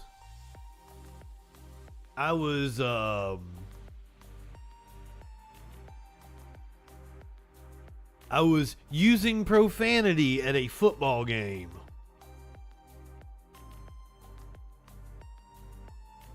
Yeah, that's why I was asking, like, is there scandal involved in this? Sounds like a scandalous nickname, indeed. But I was using profanity at a football game, and a teacher that I didn't have but knew of me, because like we had like 2 feeder schools into the high school, and she was from the same school I went to school at, but I never had her as a teacher. I had a different because I think she was like a 3rd, 4th grade or something, but her kid was in high school and playing football or some shit. But like I had a different teacher. That was back when you had one teacher that taught all the subjects. And she heard me using profanity, and the high school wanted to make me like write an apology letter, and my mom has never let me live this down. Like, the apology letter I wrote was like no apology letter. It was like me blaming society for the way I am, and like what I see on TV and the because it's like we're in the height of Jerry Springer and Suck It on the WWE and shit. And I'm like, I'm just a product of the society I'm in. But it was like a whole, like, they gave me like fucking like after school suspension or some shit, and I had to like sweep hallways and shit with the janitors. And like I felt I was above that kind of work. I'd never swept a floor before. God damn, YouTube. How has YouTube always been this spammy? Is it just I'm getting more of a following, so I'm getting more attention from bots, or is it just like the bots are getting around YouTube fucking? Because I don't even think there's that many people still along for the ride. I outlive my usefulness when it comes to news content. I don't think it's because I'm popular.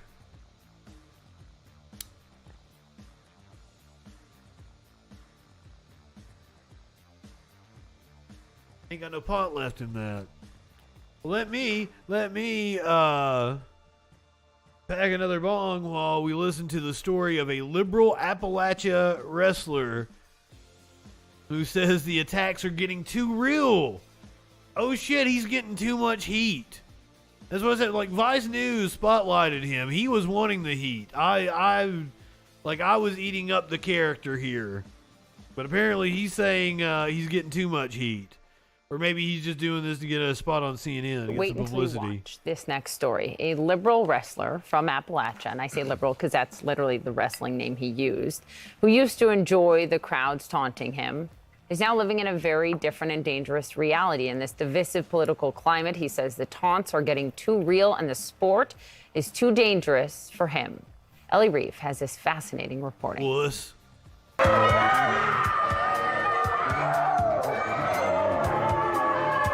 I'm sorry, so like, I'm a wokered. You know, I'm a lib turd. I'm social justice warrior, all the things you can throw at me. But when it comes to wrestling, I've listened to the Jim Cornette stories of how the days of the territories were when motherfuckers, honest to God, thought this shit was real. And that's how you draw business. That's how you draw business. You make them hate you. You make them want to attack you. And people got shot and stabbed in the territory days because you're doing your job. America right now. They're yelling baby killer at him.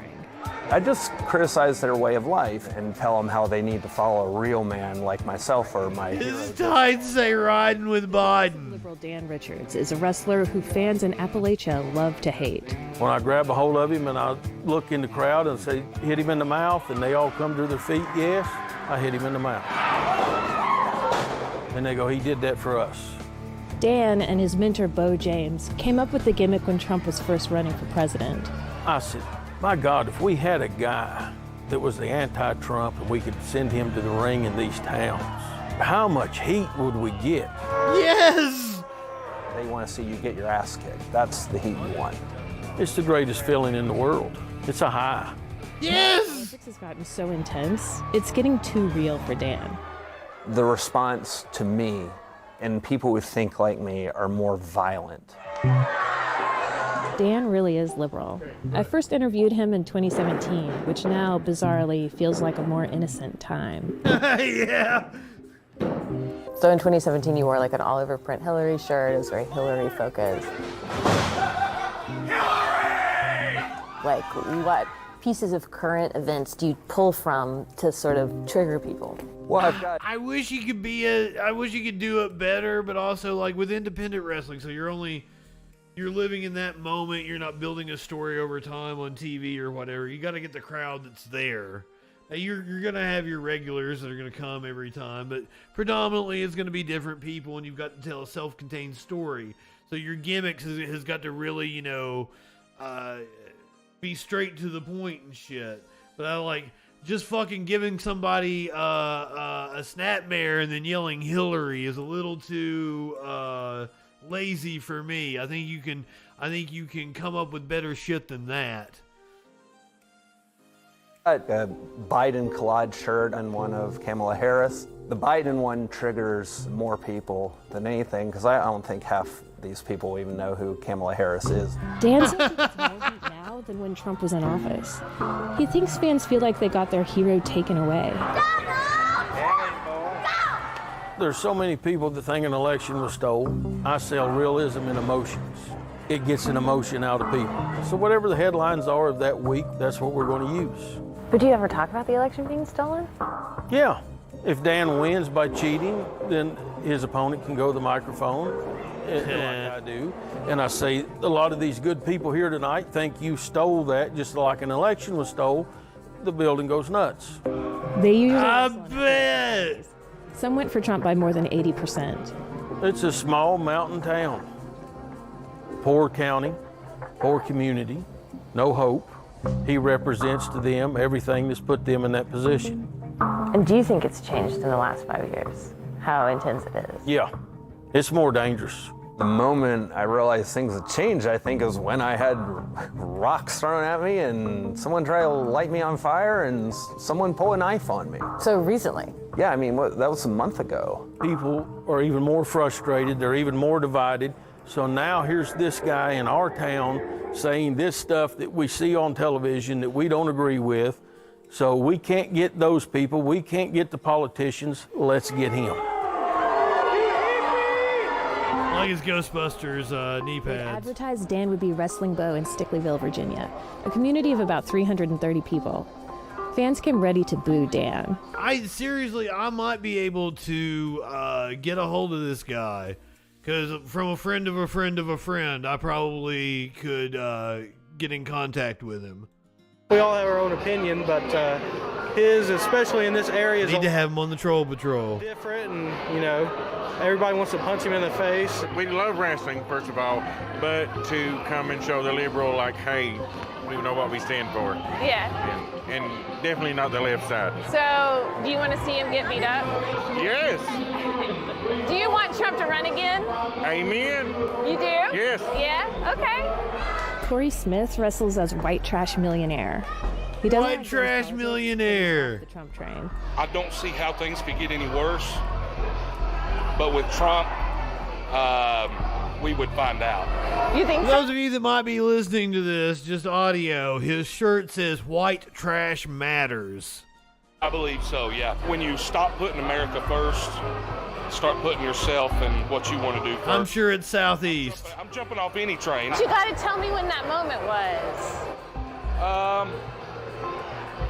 Twitter.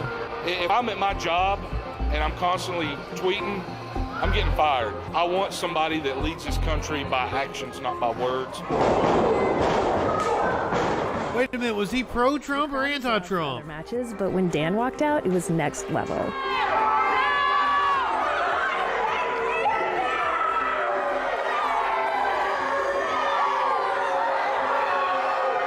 See, they've got something. They've got something special. A guy looked ready to fight Dan. I believe this dude wants an AEW job. Bo cut the match short. Backstage, they said the crowd got too hot too fast. We felt it coming. We pushed it too far.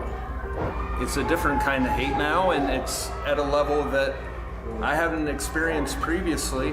So anyone that's getting more violent and on what side it's coming from needs to have a reality check. You have to know how to let it breathe. You have to know how to hear it, feel it, live it. You can be great and do all the athletic moves, all the stuff. If you don't know your audience, it doesn't matter. Ali Reeve joins us now. I always say you have a way of just disarming people so they tell you exactly. She is very good. I always loved her. I watched Vice Why News did you want to tonight. tell us this story? She's one of their main reporters. I had felt politics being much more heated and intense when I covered it, but maybe at a political rally or something like that. And I was looking for a way that could show this visually, just how intense it was, even for the average person. So I called up Dan and Bo. Wrestler.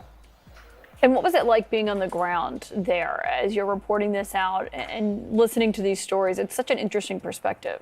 Well, Wait, is that a crystal ball clone? Knowledge and wisdom about what regular people want to hear and what they're feeling. Or did CNN hire crystal ball? So I loved that. It was one of the nicest Trump supporting crowds I've ever been in because the announcers came on and said, these girls are real nice and they love wrestling, so be nice to them. Yeah, that's not always the reception you get at other Trump events. It is a perspective, though. It broke my brain. That you don't always get from even talking to lawmakers and whatnot. Yeah, they're really there, and it's uncensored, and it's unpolished, and they're just actually, there's no media professional tweaking every little word they say. It's just very real. How do I say this without... That made me sad. Yeah. Because they can't tell the difference in many ways, I'm generalizing here, between reality and not reality. I mean, this was something that's supposed to be fun, but... And then, they're operating on this whole sort of thing about, the Democrats being evil and election denial and the election was stolen and all that. And I think it just makes me really sad. I just want to go and say, hey guys. Caitlin Collins. None of that, what you're believing is true. And you can't, I don't know. I don't know what to do with that. I really don't. Well, I think it does reflect the sort of dehumanization of your political opponents that we're seeing now. I like how this is all about the sociology of the politics, and I'm all like, fantastic fucking heel character. Like, they don't know what they've got. But hopefully, I'm thinking this whole piece was a play for a spot on AEW. And Tony Khan probably fall for it. No reason why he can't go be on AEW for at least a night. When I interviewed them 5 years ago, I interviewed people in the crowd and they were laughing. They would be like, who doesn't love to hate the liberal? But now it's way more serious. Yeah, and as we have seen around the country. Dangerous. dangerous. And that's the point. That's why I said I don't know what to do with that, because we're at a point now where people are being, because of who they are, because of what they believe, they're in danger. And as we see, 5 people are dead in large part. Yes, that's true. For vilifying people that they don't agree with. Thank you, Ellie. Put the violent rhetoric in context. But still, wrestling. It's wrestling. That's just a good heel move.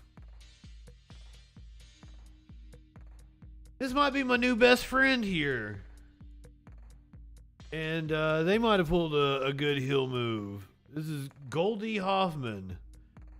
I get a lot of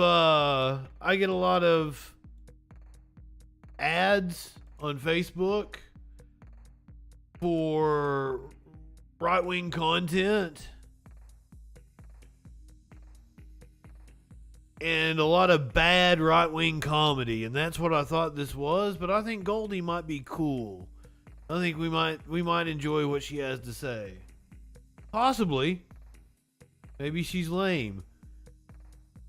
She's gonna tell us why Dave Chappelle was right with his SNL monologue, and not a bad green screen job.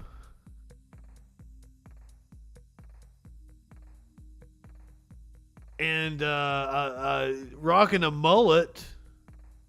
So let's see what we got here. Thank you very much for inviting me to cookout barbecue, Mr. Chappelle, but I'm going to have to decline. And I just wanted to read a brief statement that I prepared.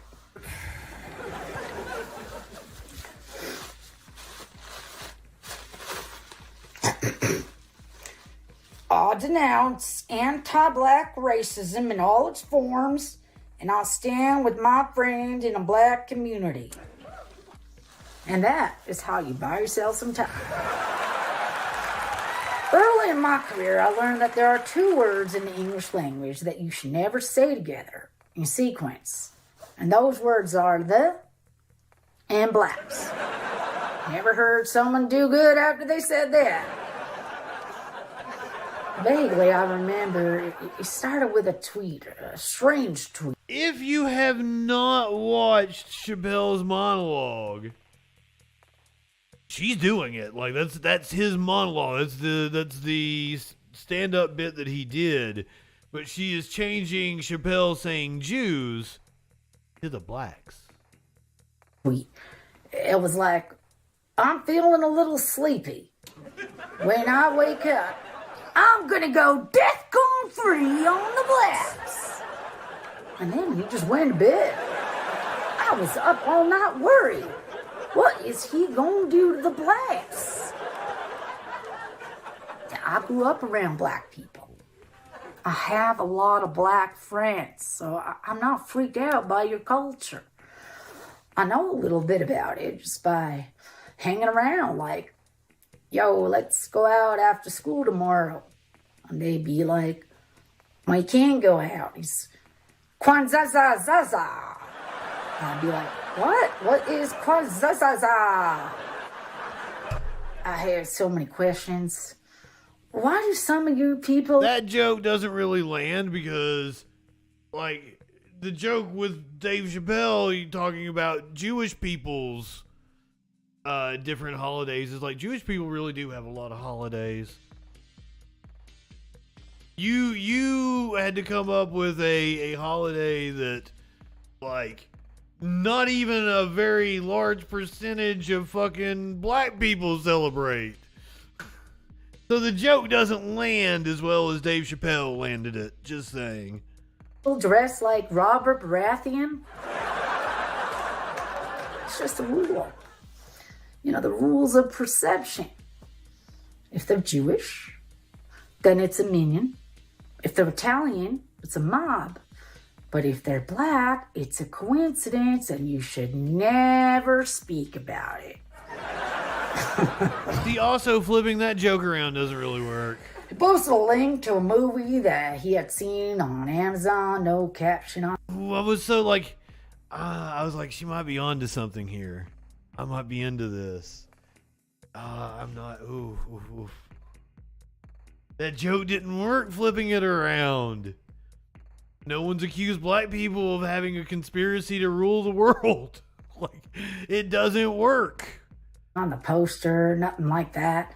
But apparently this movie had some racist, anti-black tropes, and it had some weird title like The Nation's Home Birth in a Tub.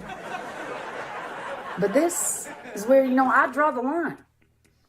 No black people have been through terrible things all over the world. But you can't blame that on the Czechoslovakians. You just can't. You know what I mean? No. A fair punishment would be to just post a link to 12 Years a Slave and y'all just write your own captions. Because his white ass was nowhere near slavery. Tones, good evening, my friend. Even certain it existed. I've been to Atlanta. And I don't want y'all to get mad at me. I'm just telling you. See, the joke doesn't... 12 Years a Slave doesn't deny that slavery happens. So the joke doesn't work, because the movie that Kyrie shared out denies the Holocaust.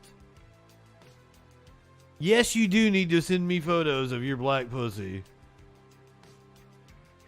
You live in sexual anarchy? My black pussy was just in here a little bit ago. He was biting and clawing at my foot. I like the concept. She did not execute the concept well. And I'm so disappointed because you could flip this on its head. And you could make a statement with it. I just maybe she's going somewhere and we haven't completed the ride yet. Let's see if she can hit the landing. This is just what I saw. It's a lot of blacks. A lot of white people do. But that doesn't mean anything, you know what I mean? There's a lot of white people in Boise, Idaho. Doesn't mean we run the place. I can't see if you Okay. The joke with Chappelle was like, we're in Hollywood, you're looking around, there's a lot of Jews here. There's a lot of black people in Ferguson, Missouri. It doesn't mean that we run the place. That's funny because Ferguson has a predominantly black population and they don't run the place. Boise, Idaho has a predominantly white population and does run the place. So the joke doesn't you can't switch it out. Because joke's about an exaggeration of the truth. Oof. might go out to Detroit or Chicago. You might start connecting some kind of lines and could maybe adopt the delusion that the blacks run criminal gangs and drug business. Oof. It's not a crazy thing to think, but it's a crazy thing to say out loud in a climate like this. Got nothing but love for all y'all. God bless you. And in the words of Irving Berlin, God bless America. Hate the Protestants. Irving Berlin. Hindus hate the Muslims and everybody. What?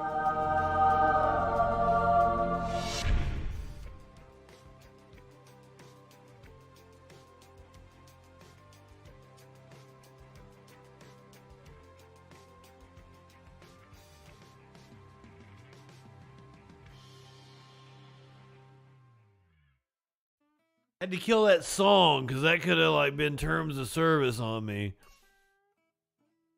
What was that? Do you guys have an idea?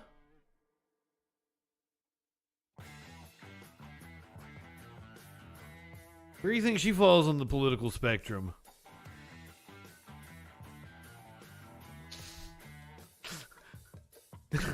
The no for me, dog.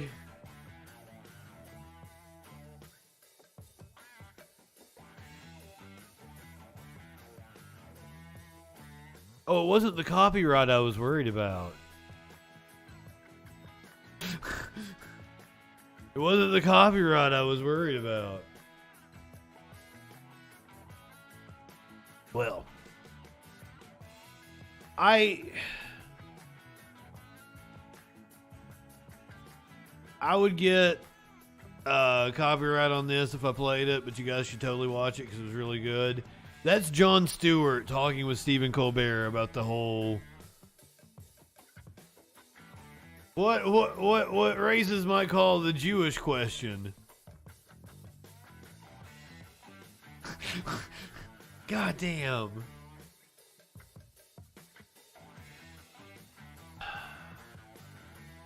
All right, you heathens.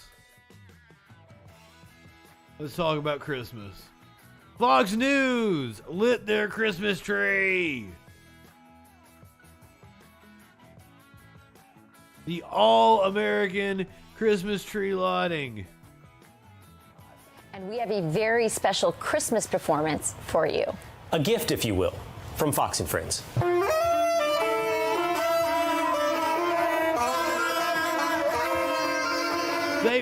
They are butchering George Michael.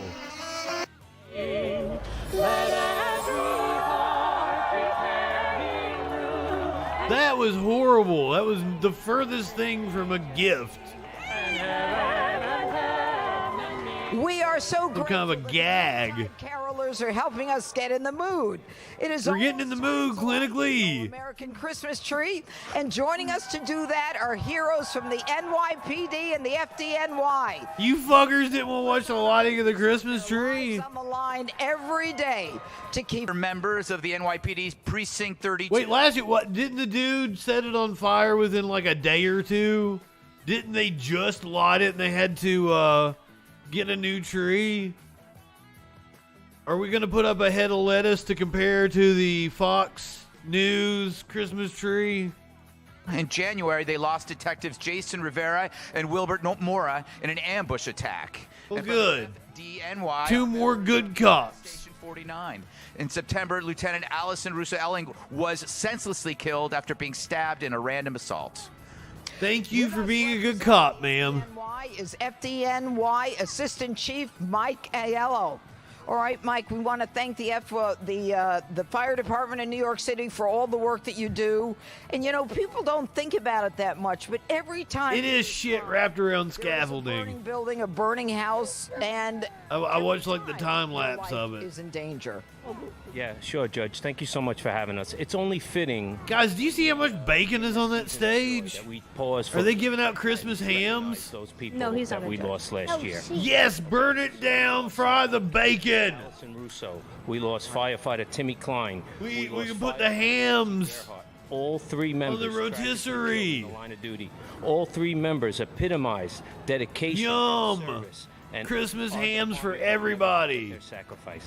Yes, and neither will New Yorkers. We thank each and every one of you for all the work you do every day for all of us. God bless you. Yeah. Thank you. Smoke those pigs. I'm proud of myself for that one. Inspector Amir Yakatelli, Inspector. What up, Inspector? So I gotta ask you, how are the police doing? ACAB means you too, Inspector. How about them? The police are doing great because you know what makes the city. The police are doing the great. relationship between the NYPD and the community, and events like this tree lighting tonight are what helped us strengthen that partnership between us and the communities we serve. It is a privilege. Look at this doofus. The men and women of the NYPD. Like I'm gonna feel bad if like there's something wrong with him. He's not all there or something. He probably should be a cop if he's not all there, but he's just kind of like staring out into the void with a dumb smirk on his face. PD here tonight as we honor and remember the sacrifices made by our fallen heroes, Detective Jason Rivera and Wilbert Mora. We miss you immensely. And we work Thank you, hard good every cops. day to carry on your incredible legacy today and every day. To all the family, friends, and co-workers. Is that like the button to light the tree? Because that's a weird looking button. And happy holidays. Thank you, Inspector. And both of you, please press the clit. We will have you press the button to light Press the clit. in just a moment. Awesome, thank you. Whoa, And whoa, whoa, whoa. Fox The anchors anticipation. here. This is my dog. Wait, Cleo. wait. Is that a crystal ball clone? Well, how many crystal ball's not even the one that's getting the fucking big money contract. Every channel has their own crystal ball, and Crystal Ball doesn't even get credit for it. She's not the one making the $1 million fucking money. Shit. I kind of feel bad for her on that one. I'm sure her Substack does well. We're there though. with his dad. This is Jesse Jr. And the judge, you brought Stella, right? Where's Stella? Coming in all her pinkness. Look at the dog. And all the kids. Come on, guys. And this is JJ. Oh. And wave, JJ, wave to everybody. I am very sorry. Is Stella that is it a pink poodle? It's absolutely gorgeous, and the dog has done nothing wrong. The dog is the most innocent person on the stage, including the kids. The kids have blood on their hands already. Look at those kids. Those are like children of the corn kids. Those poor innocent kids. But the puppy's completely innocent. Can you wave? Yay! Very good. Well, we have an Especially this one. She's done some human trafficking. You know it.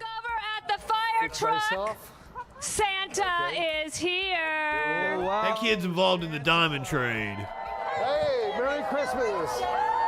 Okay, so the dye in his hair, okay, I was making fun of the dye in his hair as well, but it was a Halloween costume.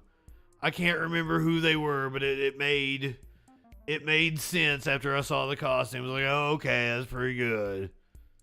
Because, like, I thought the hair looked stupid. Let's light the All-American tree right now in 10, 9, 8, 7, 6, 5, 4. First one wrong. Good evening. Take a hit when they hit the clit.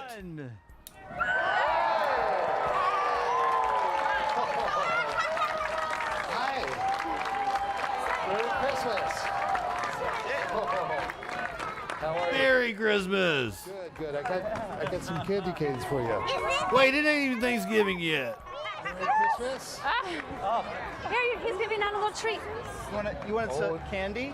We'll see. You ready? Oh my God. Why do we have to hear some creepy fucking dude ask kids if they want? Oh, it's Santa. Thank you so much. Okay, if you're listening to the podcast, the camera had not cut back to where I saw it was Santa asking the kids if they wanted candy. Fox Square. Merry Christmas. Anybody else offering kids candy from Fox News, kids say no. No. If someone from Fox News offers you candy, no. But if that's like a trained, licensed Santa, that Santa's union, okay, you can accept that candy.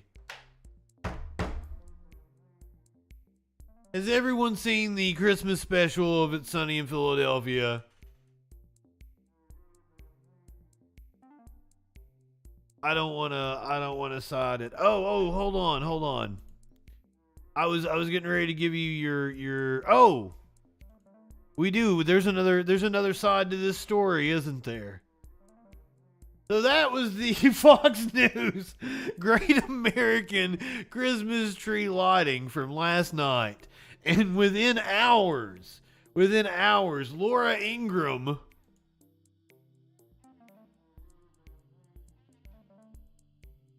was talking about how Joe Biden was too pro-Christmas.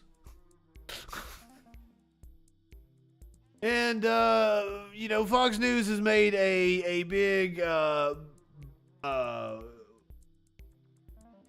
call it a ballyhoo about a war on Christmas.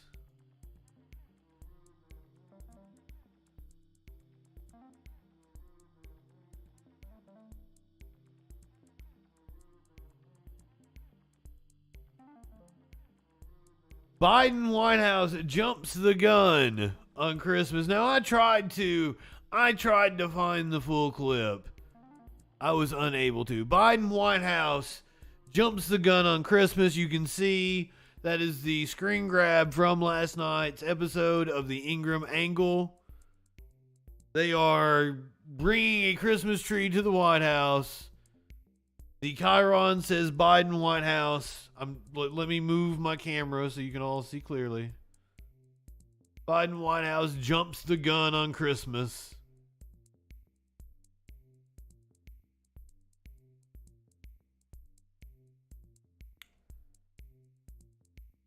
Dark Brandon launching the War on Christmas counteroffensive.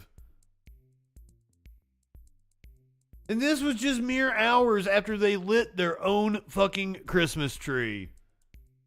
Mere hours after they lit their own Christmas tree.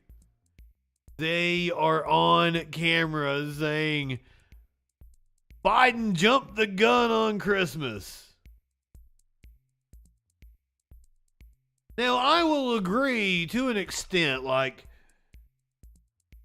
he's putting up the tree this week, right? So, like, this weekend, because that's the tradition. You're supposed to put up the tree Thanksgiving weekend. That's what I was always told when I was growing up. The tree goes up Thanksgiving weekend. It's usually a long weekend. The whole family's there. You do the hot chocolate. You listen to Christmas music. You go out shopping on the Friday or whatever. That's what I was told was the tradition.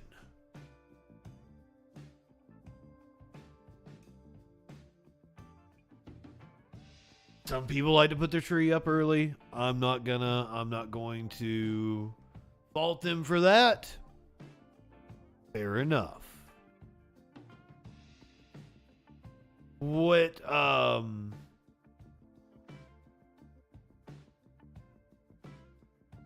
I would like to see is keep everything past Thanksgiving. I would like to keep Christmas in December. Last week of November is totally fine. It's totally fine. Some of you people like getting to the Christmas before the Halloween. I can't do that. I can't do that yet. Let the Halloween play out. Some people get to the Halloween before the 4th of July even happens. Thanksgiving to New Year's a good timing for grace period. Okay, a grace period either way. I like that. Grace period either way. Just it seems like a good, it's a good marker. Some people really like Christmas, like Mick Foley. Mick Foley really into the Christmas. But Thanksgiving is a perfectly fine holiday if it's retooled. And we give thanks to shit that actually happened in American history instead of a mythological version of American history. I'm totally fine with that, right? And then we built our own American mythologies about turkeys and shit, and popular culture shit happens. And I'm into it. I'm into celebrating that kind of shit. What do I mean by popular culture kind of shit? Well, this is the kind of popular culture shit that I'm referring to. I might have hit the VLC. Let me see if it pops up here. It takes it a while sometimes. Or maybe I just didn't hit it. I thought I accidentally hit it. Take your shit down by mid-January. That seems like a pretty stellar advice. What I mean by pop culture that has been absorbed into the zeitgeist, this is a Thanksgiving tradition for me and mine. This is Les Nessman from WKRP in Cincinnati. He is going to announce the first annual turkey drop. Something just came out of the back of the helicopter. It's, oh my God, they're turkeys! Oh, the humanity! As God is my witness, I thought turkeys could fly. Oh, this is the whole fucking clip. Why you deprive me like that? something just came out of the back of the helicopter. It's, oh my God, they're talking! Oh, the humanity! Oh. It was 1 minute and 20 seconds. I thought it was going to be the whole clip of the turkey drop. I got the whole episode over here. I'll watch the whole episode sometime. The Thanksgiving tradition. Sorry to disappoint you. I don't have an animal video either. They're like, I'm really disappointing. I'm dropping the ball. Programming, no, we are going to be on 7 a.m. I'll probably come on like 10 minutes early. We'll take Prime Minister's questions at 7 a.m. We're going to do C-SPAN, Washington Journal call-in at 8 a.m. I don't have an animal video for you because I got this adorable... we got some pictures of an otter. This is a baby otter that was found crying on a doorstep after becoming separated from his mother during a severe weather event in Scotland. So the Animal Society taking care of the baby otter, which fucking looks adorable. I want to cuddle that thing. Humane Society says they will stay with us for around a year until they are old enough to fend for themselves. Then they will get them back into the wild. They're so glad someone heard Buddy. Buddy is his name. Buddy is the baby otter. Buddy the baby otter.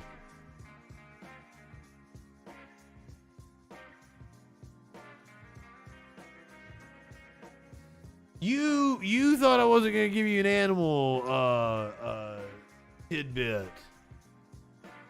As I said, there was no animal video. I just got photographs. Look at the otter eat. Look at his little tongue. His little paws in the bowl. Oh. The kitten may be right around the corner if you want to see the kitten again.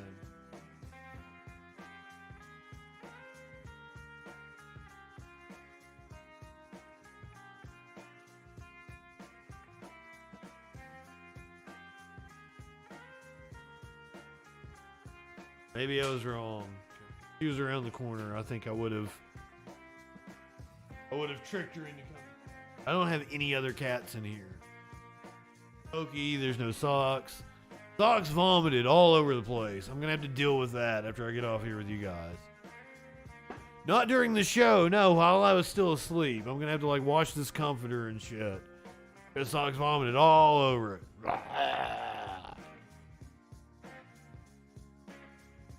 Bet that otter doesn't vomit all over everything.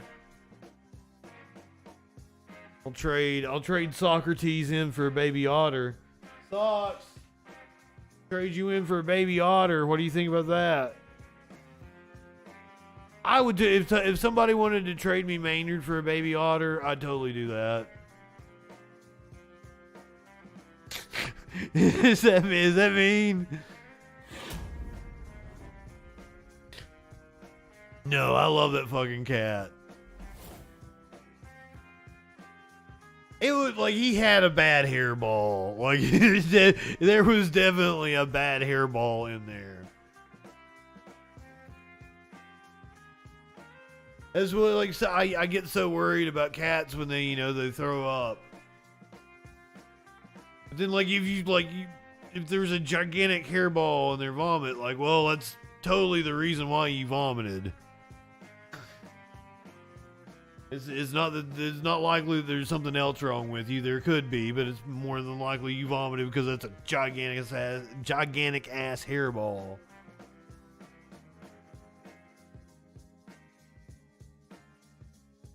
It was a gigantic ass hairball.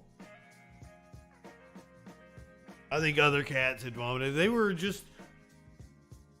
They were wild. They were wild. Curiouser, read them the riot act when she got up. All of them. Hell yeah, Ari, I will definitely check into that. I don't, Curiouser might have some.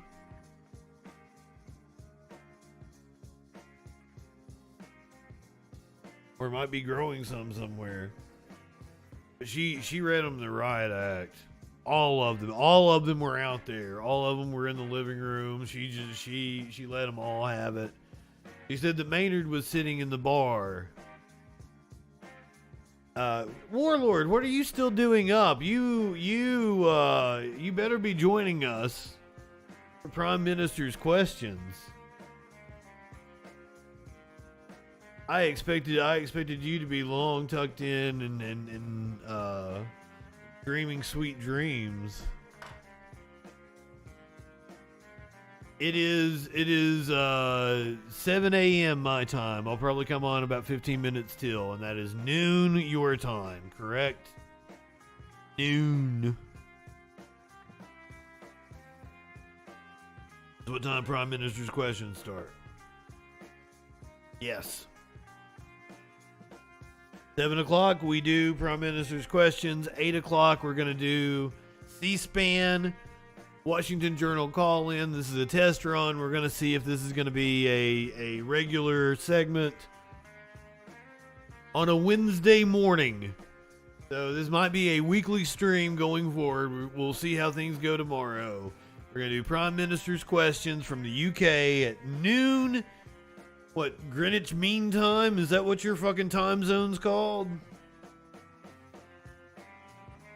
And that is 7 a.m. Eastern Time. And you're gonna be like, Justin, how are you going to get up and do that? And the answer to that is, I won't be getting up. I'll still be up. I will still be up. Oh, because of that, and because I have a lot of shit to do, I should probably go ahead and tell you guys goodbye and raid into Echoplex. But I did have a baby dolphin on the screen. Yeah, I really wanted to go about 2 hours. I went double that just because, like, I do love this shit. It is everything I've ever wanted as a broadcaster with the whole interactive aspects. If you are watching on Twitch, we're going to go hang out with, oh fuck, it's not Producer Dave because it's Local Love. I don't know what his name is. I'm so sorry, but we're going to head over to Echoplex Media for Local Love. Go ahead, light one up, tip one back. It's alright to have a little fun before you hit the sack. I am Justin Freakin. We will see you in, God, it's like 7 hours. See you in like 7 hours for Prime Minister's questions. Patrol Live.